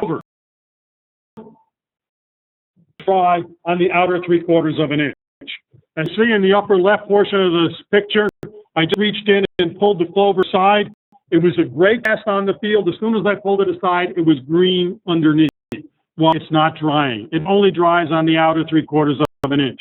And this comes to that very perceptive question that was asked a few minutes ago. What about tedding? Ted is very effective at increasing the drying rate because we take those lower layers, bring them up, and spread them out. Now, before you get hyperlating about loose leaves, remember, the plant dries from the base of the stem up. The last thing to dry are the leaves. You're putting to the field when those leaves are just getting a gray cast on the top, very soft, they're held on very well, and if you run the tedder through the field, it's going to spread it out without losing the leaves. These, though, again, comes back to there's a hardware issue. There's a nut at the steering wheel. You have, I'm getting to myself. You have, well, this is it drying right here, clover versus alfalfa, where we tedded it. You see at 4 hours when we tedded it, at 4 hours it was getting too dry. It just melted before our eyes. And the part that we get worried about. This tedder lump. The guy went, it was heavy first cutting red clover. They went into it like they were tedding third cutting alfalfa, real thin stuff. And everything hunks of it. You've all seen a taco shell. It's like a curve. Well, the curve, a compacted clover with a 1 inch curve at the base of it, or a 1/2 inch curve at the base of it, because where the rod grabbed a great big hunk of it, packed it all together like a snowball, and chucked that out the back. And it doesn't dry that way. You go off the machine and see what the tedder is doing and start to ensure you are tedding, not lumping. You slow down at the gears because you're doing a lot more material because it's heavy first cutting. It's going to spread it out a whole lot better, and you're going to get really good drying. We did have one test with second cutting red clover, and we think it would work with third cutting red clover. We don't think you need to ted at all on that, even though it's pretty good yielding. If you get it spread out, 85% of cutter bar width, there's no need to ted. It's only on the first cutting where we were running into this. As far as we know, we're still doing work on this. Sum this all up, and this is work that I really thank Viability for funding us, because nobody else would even talk to us about doing this. No, you can't get clover dry. Swath took 27 hours to reach 29% level. Include the piece in there, the wide swath took only 7 hours to reach 1%. That's where you can top it or rail it if you want it that moisture. Less than 6 hours, the wide tedded was up to almost 33%. This is in a year where 10 inches of rain in the month of June. Any place we did it, we had rain the night before. So we're talking really wet conditions. We were getting these kinds of drying rates. It takes about 2 hours off over. So that you can accelerate it. Now, alfalfa, the study, we had a company that asked us if their variety would dry faster than others. Actually, the answer was no, but hey, that's the way it goes. I just tell them as it is. And when you look at the different varieties, the orange line is where it was when I pulled in with the mower. This was tall stuff, starting to go down, about half bloom. It was a humid day, but the sun was shining. Hour and a half afterwards, we could have been chopping that for silage. And 2.5 hours, it was getting too dry. And comes to one of the most critical problems we have found with this. The home that's about 6 inches. Speakers can't get their head around the idea that I don't mow the countryside. What I mow is ready between an hour and a half to 2 hours after I mow. It's ready to be round bale wrapped or chopped. So you have to change your entire system. Large farm that I know that switched to this and he increased his profitability 6 figures. It took me 5 years to figure out what to do with my crew so I could get things done in the right sequence and the right timing. But 2.5 to 2.5 hours after mowing, stuff is ready to ensile if you're chopping. You go a little longer. We've driven it to 50% dry matter, 55% dry matter, letting it go a little longer and or using a tedder, depending on how dry you want to get your round bales. I think the machine doesn't like my automation. I think it does. Okay. The other piece that has a big advantage on this system, it wasn't anticipated. We were doing this solely for feed quality, so we could go to a high forage diet. And I write to me in Wisconsin, one of the agents up there, and he says, the biggest advantage for us is weather. This has been a huge savings for us in weather. Why? This was our cutting window. I think it was in 2003 or 2004. That 2-week period where the alfalfa was ready to be harvested, one day where you go one day and ensile it the next day. One opportunity to get all your feed in. You know the equipment lineup you would need? In that same weather pattern, if you load it wide and was able to ensile it the same day, if it's clove, you tedded it, or alfalfa, you got it dry enough, so ensile it the same day. We had 1, 2, 3, 4, 5 days in that same lousy weather where we could be putting in feed. The guys that were doing it traditional way, where they mow it one day and ensile it the next, was sitting there twiddling their thumbs because it's going to rain tomorrow. And farmers told me I missed a couple of days in here because they had humid weather. Oh, we're going to have thunder showers this afternoon. You've seen that report, right? We're going to get thunder showers this afternoon. Out in the morning, mow it, let it out wide. After lunch, they would go out and either chop it or round bale wrap it, and it would be in the storage. And then we showers that afternoon, 5 o'clock, 6 o'clock, the thunderstorms have moved through, and the feed is in storage. That's where smaller farms can really get an advantage. You can go out and pick small pieces off time again in these little windows and capitalize on it for the farm. Now, the problem we have into, and it's almost consistent, every person who tries this system tells me, the first time I tried it, I got it too dry. Why? Because they're looking at that stuff and they expect it to look like cornflakes outside when they're out there chopping, and it said it just has this gray cast and it is limp. The leaves are all limp. It seems like they have moisture in them. Run it through a Coster tester, the stuff is ready. So you got to be ready to roll because it will get too dry. It impacts your entire system, whether you're chopping or if you are round bale wrapping. This is ready in a shorter time interval.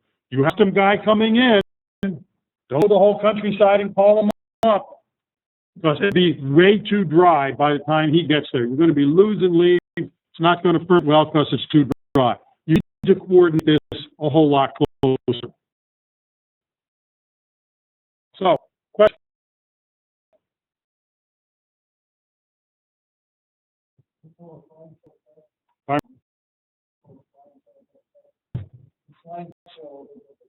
This was not at that site. I'm working at getting it up there. I want to tell people, though, if you go to my website, my email is there. I got some discards back here I'll get out for you here as opposed to elsewhere. I have a newsletter I send out each month, just reporting on the research that we're doing. November and December, we're on red clover. January was on a new seeding system that I think organic people need to really look at, utilizing winter forages and new seeding. And then we had another one on the new sorghums that we're trying out.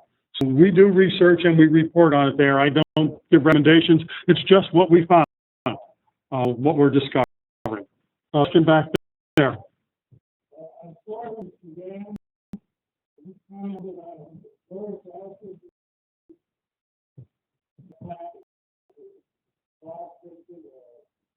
What happens with sorghum or sorghum Sudan if the frost hits it? The frost hit it, it ruptures cell. Prussic acid is produced. It dissipates very quickly. We were going to do a prussic acid study, and the guy says, well, by the time you cut it and you get it to the lab to freeze it, you're probably going to lose half of it. Other thing is if you're ensiling it, don't worry. It's only a problem if you're wrapping it and leaving it in the wagon overnight, you're going to have dead cows in the morning. You are raising it and had a frost and it starts to regrow. The regrowth points have very high prussic acid. Those are the two situations you have to watch out for. Dr. Pardee at Cornell, another researcher, had worked with this for many, many years. We put our heads together. None of us can ever remember any cases by sorghum or some Sudan prussic acid. But here, some killed because of nitrates. Including, I know I dealt with one organic farm that had a whole bunch that were killed from nitrates. Nitrates is a bigger issue. Lignin and wood crop. All right. And then lignin is that undigestible wood in the plant. It helps hold the plant up. In sorghum species, we go for the BMR, which are not GMO, but BMR type because they are low lignin. That means they are more digestible. It increases as time goes on, and so you need to cut it at the right stage. If you want to know when to cut your alfalfa, Dr. Cherney has an excellent website, forages.org, and you go in there, and he has a nice little thing you can pull up and probably put on your phone. Measure the alfalfa height in the spring, whether it's a well-drained, poorly drained field, and is it going to be warmer or cooler than normal, and it'll tell you how many days to hit its peak quality. It's a handy, handy gizmo for harvesting forages at the lignin level. Yes, sir. There's a question from so do I pay today? Mold in baleage. It'll reduce white mold in bagging also. And one of the reasons we have white mold in there is because we have as dry as baled hay and as wet as direct cut in the same windrow at the time. So when it goes into the machine, you've got this dry outer layer that we're going to ferment because it's way too dry, and you have this wet slop that's going to ferment, right, because it's way too wet. It's not average moisture. By having a more uniform moisture, you can reduce it tremendously. The second piece of that is you need to use an inoculant. A halactic is the kind we prefer because there's such high sugars in this crop, you can capitalize on it and ferments a whole lot faster. And no, I don't sell any inoculant. I'm just telling you what is there. But it will help to reduce those. Yes. Well, not using inoculant with this method, not very comfortable, but it's been done by a lot of farmers. I prefer to use an inoculant, and I know there are some organic inoculants that are labeled, but I prefer to use one. It's sort of like, you know, you can go out and, all right, I need dinner tonight, and I go into the woods and try to find something to shoot. Well, I can raise a beef animal, and I have dinner on a regular basis. You can go ahead and cut your hay and take whatever wild bacteria and yeast and everything else out there, and hopefully that it all works out for you, or you can put an inoculant on and speed the process because as you cut it, running it through those knives on the baler or chopping it, you're breaking the plant and letting some of the sugar out. The homolactics really glom onto that and ferment and reproduce real fast and outcompete their stuff. Yes.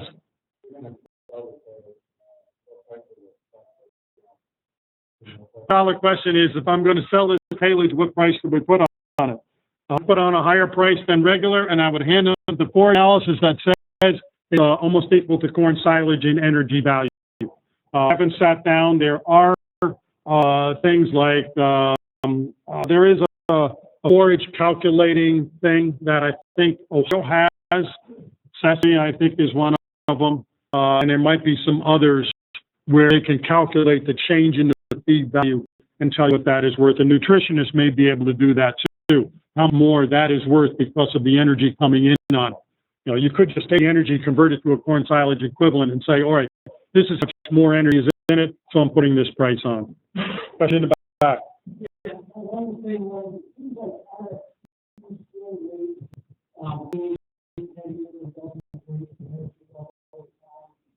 RFQ does weight protein a little heavier, doesn't weight, energy is high.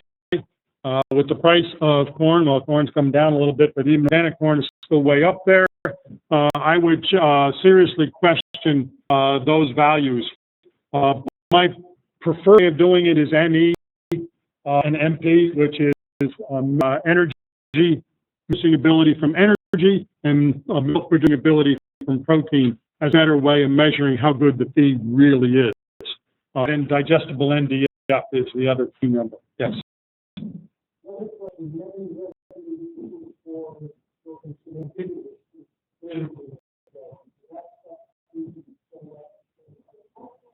Enough talk. His question is, you see if I can walk on water. Can I dry sorghum sedan the same day and make silage out of it? A couple pieces on this. Cut it at belt height through a conditioning roll, times conditioning roll mower. I just make applesauce, and you're letting it fly out the back and setting it. You can up that moisture tremendously. I can't say how much because it varies so much from case to case. The other side of the coin is, and this is where that whole discussion with Dr. Lyman on the Clausia and direct stuff. We were doing a grass-fed beef study. We found out we can raise beef bred the same rate of gain that we can with corn silage at a diet and have no grain. And we used sorghum sedan. We did it the same day. He did out wide. It was sunny day the day before too. He tested it. Round bale wrapped it around 3 or 4 in the afternoon. I got the sample back, and it was something like 28% dry, which was way too much. It should have been a butyric mess. There's been a whole bunch of Clostridia. It was better fermentation than I've seen, every haylage sample set. It quickly fermented. I called up Dr. Lyman going, I said, this is what happened. These numbers. There's no problem there. Two things. First of all, what we're using is a system very similar to Europe, where they're doing grasses and they're putting them in wet. But they're high sugar. And our forage was high sugar. And putting it in a little later with high sugar, we got the perfect fermentation. And he told me about his study where he was getting perfect fermentation. So we were able to do it. We got absolutely perfect fermentation. When they opened the bales up, they weren't frozen when they opened them up in the winter. But as they opened them up, the outside froze. But all the sugar, the center didn't freeze, so the cows just dove into the center of the bale and ate their way all the way to the outside and finished it all off. I like processing knives with sorghum sedans for round bale wrapping. Same reason I gave the gentleman the answer earlier. It's a better bale. I've seen it done otherwise, but it makes a better bale. And the sorghum sedans and the new sedan grasses, the R6s, have a huge potential in an organic system because we can get yields pretty close to corn without all the cultivating and beating the soil to develop. Yes.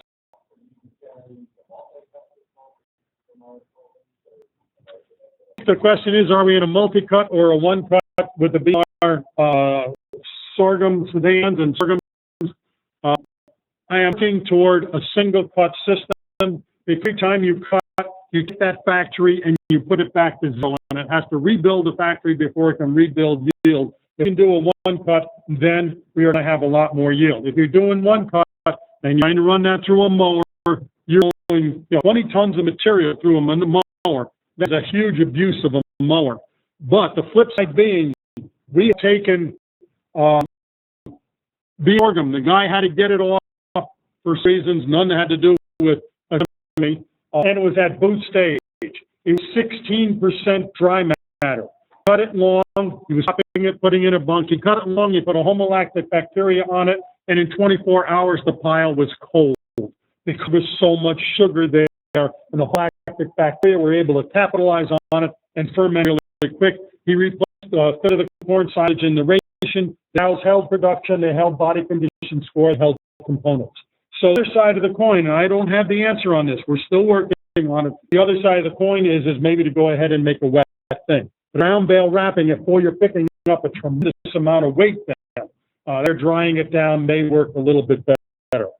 If you are doing it late fall and down to 30 degrees in the 30s at night, we found this last year out here with when triticale was at flagleaf stage, they were getting 3 feet of snow in New York. It was real cold. It was down to the 30s, below sometimes at night. We were to leave the triticale overnight and lost hardly any of the sugars because it was cold. It's sorghum sedan and it's going down cold at night, and you mow it and you leave it overnight. It's not going to lose a lot of sugar simply because it is so cold. It's a problem trying to make this stuff into the. That's where we're looking at a one cut with a dry stalk bean, so we have to take the water out. I don't have all the answers to the sorghum sedan. We are in the middle of doing the research, so I know all the answers.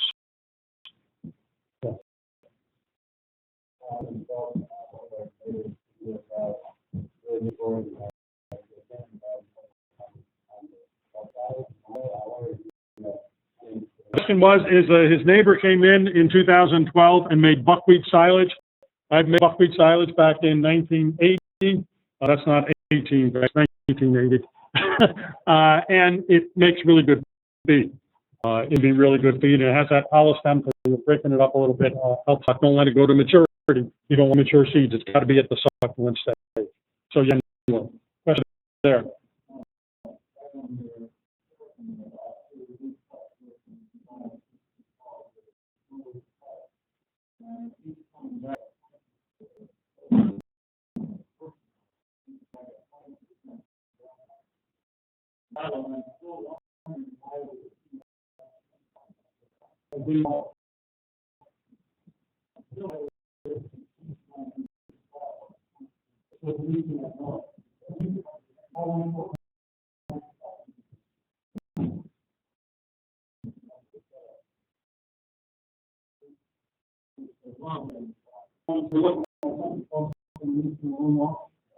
The gentleman's statement was that he had cut sorghum sedan silage, put it in an upper silo at 20% dry,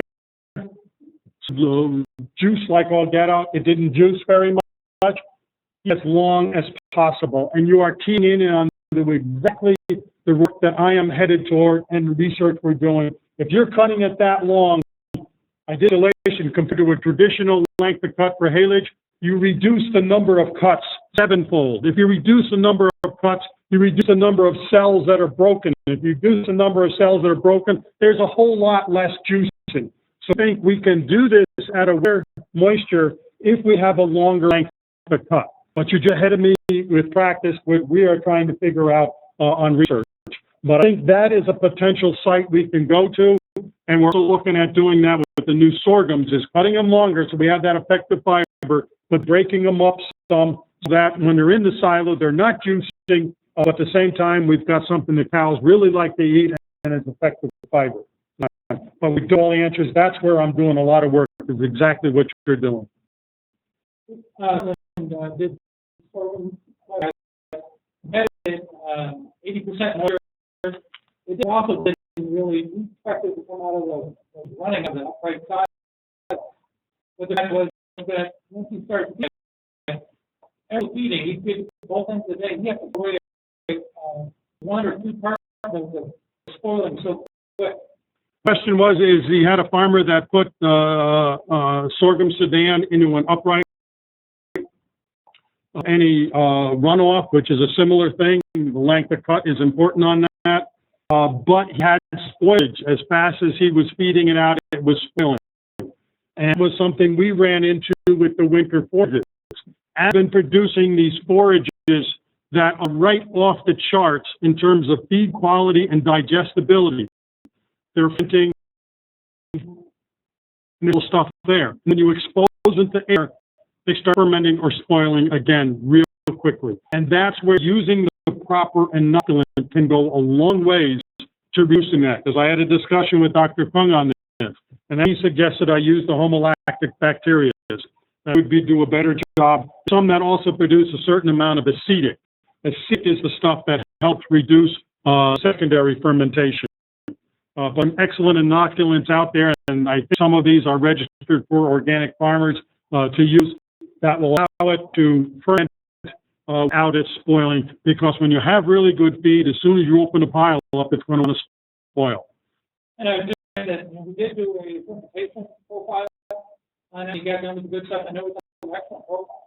Fermentation profile, and I guess the question you probably want to remember is, what was the acetic level? The stuff that reduces the secondary fermentation.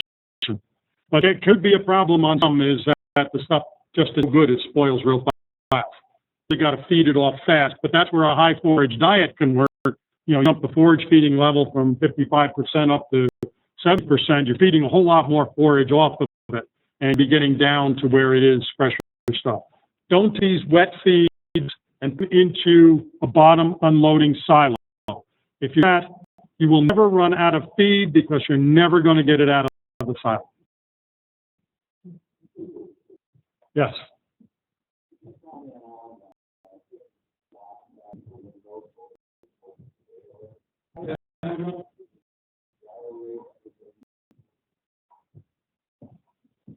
Okay, here's the other place. The thing is, okay, I made all these wide swaths out there. How do I get it back so it fits into the baler again? First of all, if you have a wheel rake or a parallel bar rake, find somebody to buy it. They just don't handle this.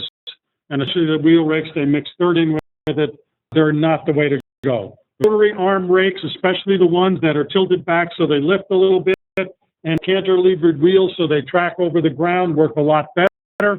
A farmer I know who was chopping, because he has to worry about stones, and he's got pile of stones, he put the cutter bar up 3 inches, 3.5 inches, because he wanted the grass to regrow that's in his legume, and he sets his rake to the top of his work boot. He says get 98% of it without bringing stones in. You do the same thing. The rotary arm rakes work very well. I like mergers. Mergers, I think, do a far superior job if you can afford them. But a merger does an excellent job, and raking or merging usually drops 2-5% in a matter of about 15 minutes. Because you pick the pile up, especially the mergers that drop it upside down, pick it up and they put it upside down. All that green on the bottom now is synthesizing and losing moisture real quick. So it'll really drop as soon as you put it into a windrow, and then it holds for a while because it's a windrow.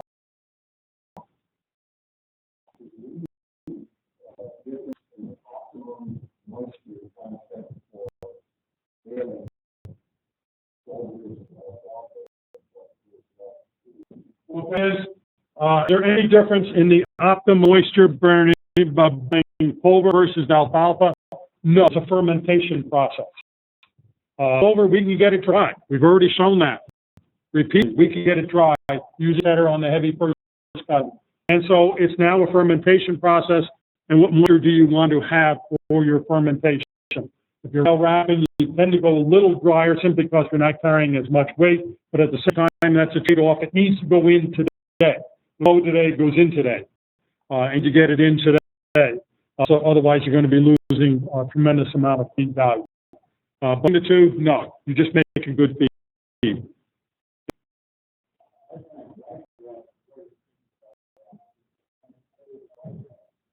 Ryegrass, a hard thing to dry down. Do you grow any legumes also? So I was gonna say, if you didn't grow legumes, that's where tine conditioning mower does a good job. Growing legumes, you're just ripping leaves off. Ryegrass has a waxy outer layer that really inhibits the drying down. Get into the sunshine, lay out wide so it can photosynthesize. That's going to pull moisture out faster than anything. But yeah, ryegrass can be a problem, and the fescue, tall fescue, has the same waxy layer on the outside, which can reduce the drying rate.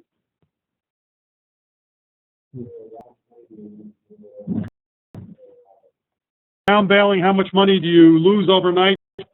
Take the price of your milk times 3, there's 300 weight in every ton of dry matter, and leave overnight, and multiply it by the price of the milk, and that's what you're losing overnight. Baled up, and it's wrapped, then you'll lose anything. But baled up and sitting there, well, then the outsides of the bale, is moving into it. What you bale today needs to be wrapped today also. It's just like you just throw it into the silo and that, don't worry about it. You need to get it in and get it packed so air is excluded so it can ferment.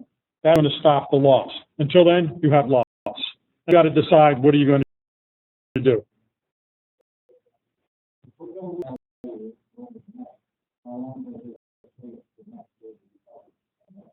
Overnight, you're going to lose 300 pounds of milk. If the moisture level on the outer layers has not dropped below 60%, it will start photosynthesizing the next day and rebuild some of the sugar. So you rebuild some of the sugar. So I did a study where we load at night, and we load in the morning, and we load at 9 o'clock in the morning. By the afternoon, they had always go for sugar. But it was a whole night. The heavy dew, so there was very little grind, and then loaded it off the night. Very little grind overnight. If you get half, then you've got something that's not going to photosynthesize, and you're not going to recover the sugar. So on your system, where you're starting and stopping. At times, get mowed and bale rates, your stuff, well, that's what you got. So then you make the best of that's farming. So the best of bad situation, maybe move that to the heifers or the low group. Keep it for the milk cows. That's the nice thing about round wrapping is you can qualify your feed. Yes.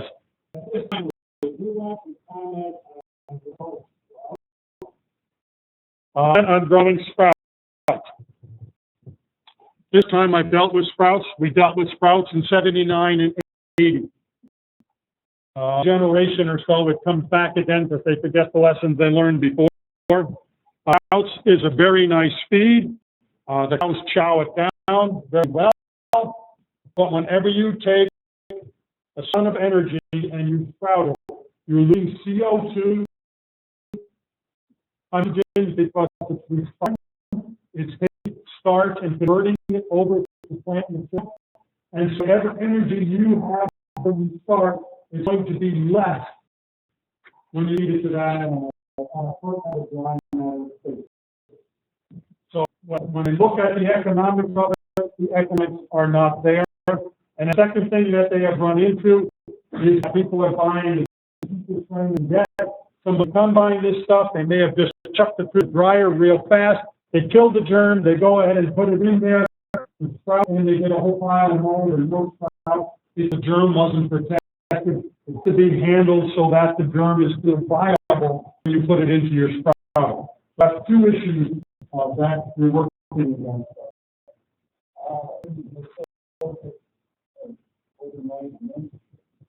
They feed it, yeah. It's all right. They just swallow up the plant. There's some of it over to sugar. There is a little respiration, but not a lot. But yes, you can do that if you want.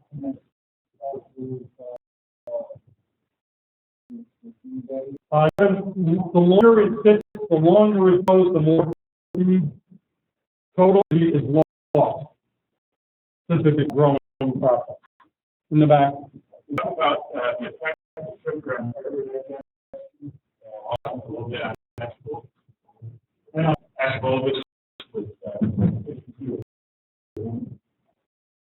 far, the sugar end, because we are still in the middle of a lot of work on this, especially with the sorghum, where we're putting salt permanently and then 9% sugar.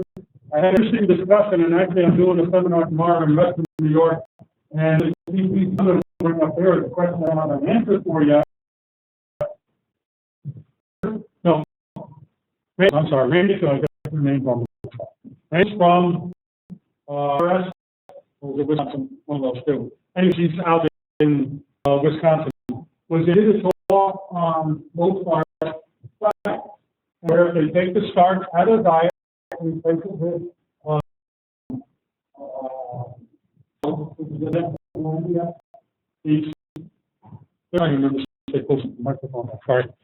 the milk production went down. So there's in the audience, the we've gotten the farms to 80-80, and milk about coming out of our seats. And we asked the question, okay, what using soy hulls, we're placing that starch with forage crop has a lot more sugar in it. And here was, if the same total energy or lactation in the ration, it doesn't matter if it comes from sugar or starch, the cow will produce the same milk. It's a huge piece because starch is a reproductive body. It's like a hand grenade when you throw it into the rumen because it's all available right away. If you're eating a forage with high sugar, you have all these little rooms called cells. Inside of those cells are sugar. And the bacteria break through those rooms one at a time. It's a slow release of energy for the cows to make milk on. What we end up with then is a higher rumen pH, which means better butter fat, better healthy cows, all the way around you're gaining.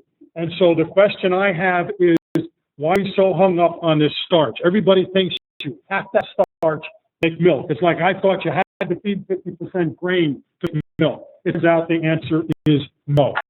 You don't have starch. You have net energy of lactation.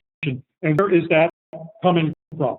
And it needs to come from cornstarch. You can use starch from winter chill. It's a whole lot more economical on your farm than I don't know. We go around and look at the numbers for your situation. The other piece is the sugar is higher, has a huge role in milk production.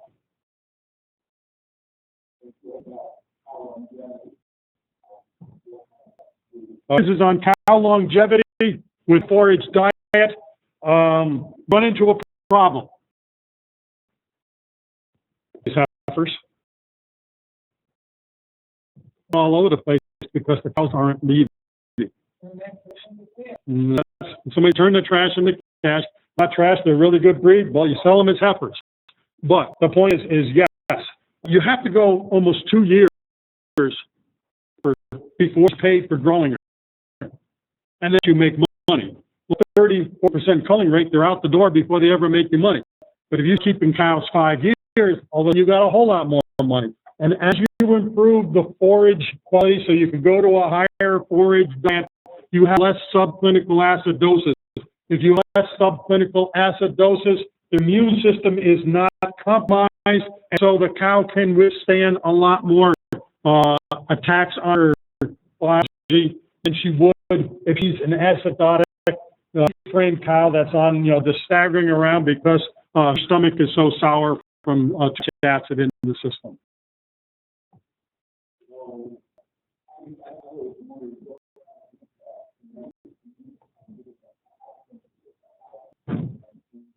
I got here.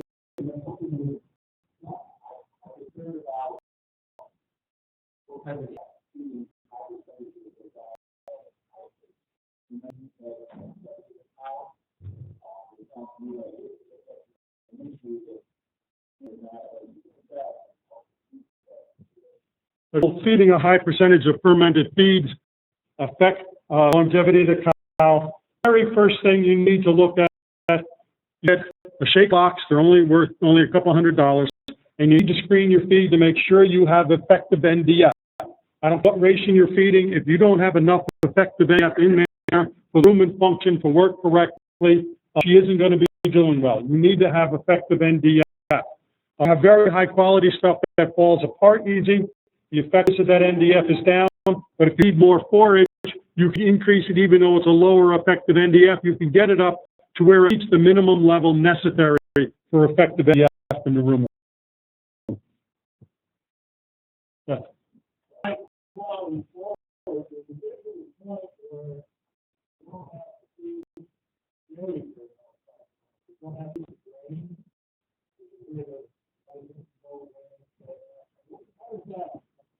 Is if you're making high quality forage, can you get to the point we have to feed them grain?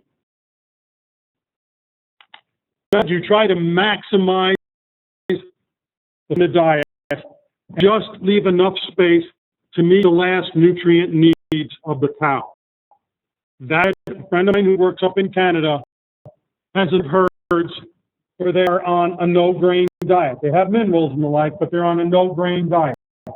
And if they are completely anal on making their forage quality, get away with it under the Canadian system. If there's some milk protein that left on the table, then that little bit of grain do wonders in terms of profitability. And you got to sit down and look at your own system and work with your nutritionist to figure out where that point is. I have no clue because it varies farm to farm.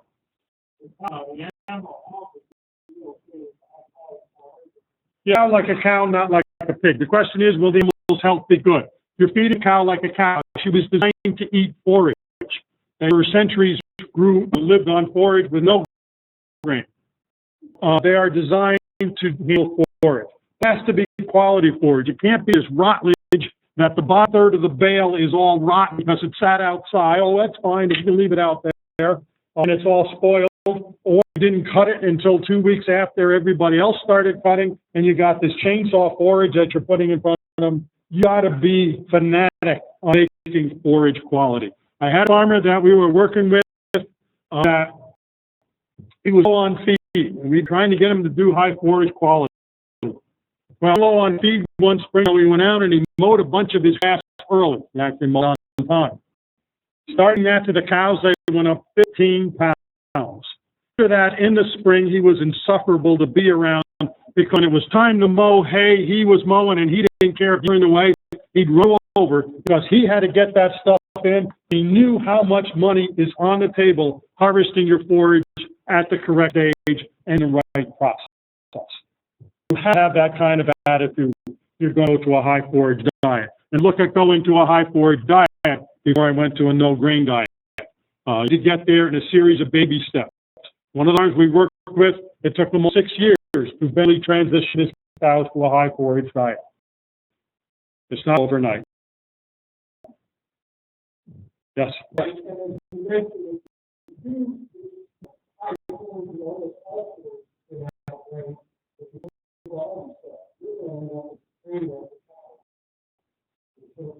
statement was that if you try to do this high forage or no grain thing and you don't have high quality forage, you have a train wreck. Yes. Remember that slide right in the beginning from Dr. Rick Brandt?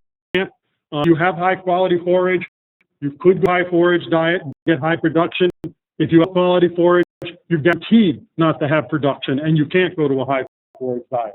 He's very clearly there. That's the same thing. Yeah, you're exactly right. Yep.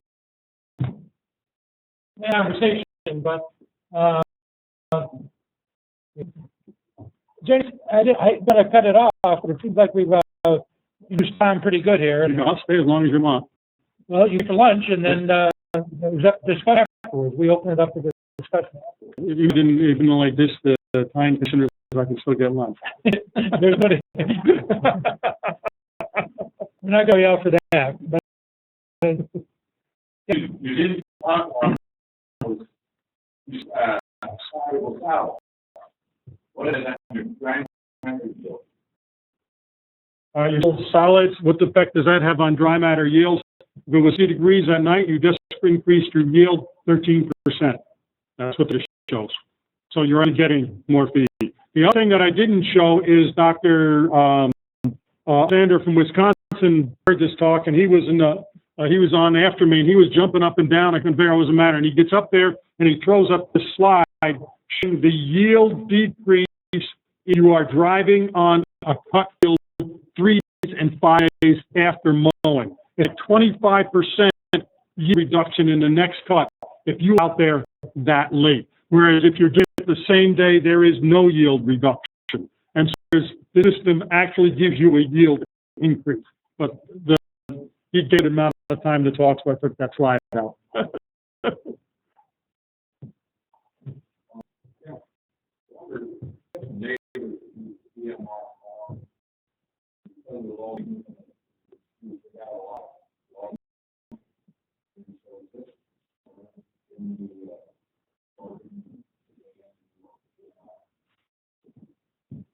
He has a neighbor who had BMR corn, and he said because of the low lignin, got a lot of disease, a lot of blight in it. It's not related to lignin at all. It's related to the genetics and the resistance of those plants. BMRs do not have a lot of resistance built into them like some of the other varieties. They were trying for digestibility first, and they're figuring out the rest of the stuff as they go on. And oh yes, they do get hit with diseases. Our sorghums and sorghum sedans. I was in Vermont doing a talk there, and Gary Bergstrom was on before me, and I had said that we were looking at going to the BMR sorghums so that we can break some of this disease cycle from the BMR corns. And a lady agronomist there said, well, we have disease on our sorghums northern anthracnose, and Gary Bergstrom jumped up and says, yeah, but they're not the same species. So I let the two of them fight it out in the back of the room. They are not the same species. Sorghum does get diseases. It doesn't have all inoculum like corn does, because there's a whole lot less of it growing around. I bet if they start growing more and more BMR sorghum up in areas, we may have more disease. But we have disease resistance built to a certain number of organisms for sorghum, because we're used to growing it in the south where there's a lot of disease. And they do have some built in, but it's not disease proof. It will still get disease. Mine last year came through with flying colors. It did not get all brown and die and fall over and this kind of stuff.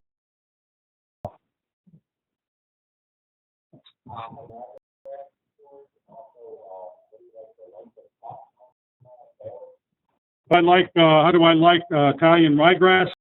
And I think the Connaught Italian ryegrass has very, very high digestibility. Number one concern is right across the entire South, ryegrass is a major weed in winter grains. And the reason I'm real twitchy about getting going on farms. Things named after me when they don't work, so I don't want that one on my head either. So I am very hesitant. Plus, they have better results down in Virginia than we do here because they have a longer season to capitalize on the ryegrass. Ours tends to head out awful quick. So I'm not ruling it out completely, but at the same time, I'm not going gung-ho on it. I think there's some other grasses we can use. And I prefer to use legumes so we don't have to buy any nitrogen in anyway. I'd rather grow my own nitrogen, especially in an organic situation. And that's key to clovers as playing a big role. The cut depends on what else you're feeding with it. I don't like to go more than 2 or 3 inches, the width of the mouth of a cow. The longest I want to go because it will pack better, it will ferment better, and they will eat it better if it's cut up as opposed to being real long pieces.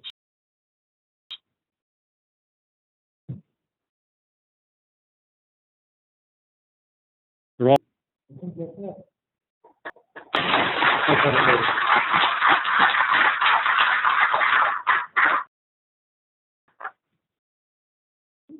Yeah.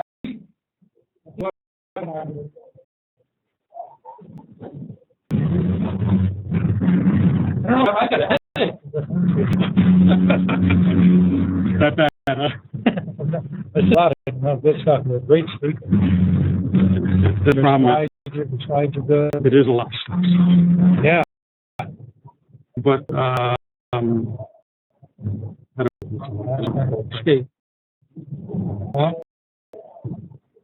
But I can't really do half of it because it's a system, it's a process.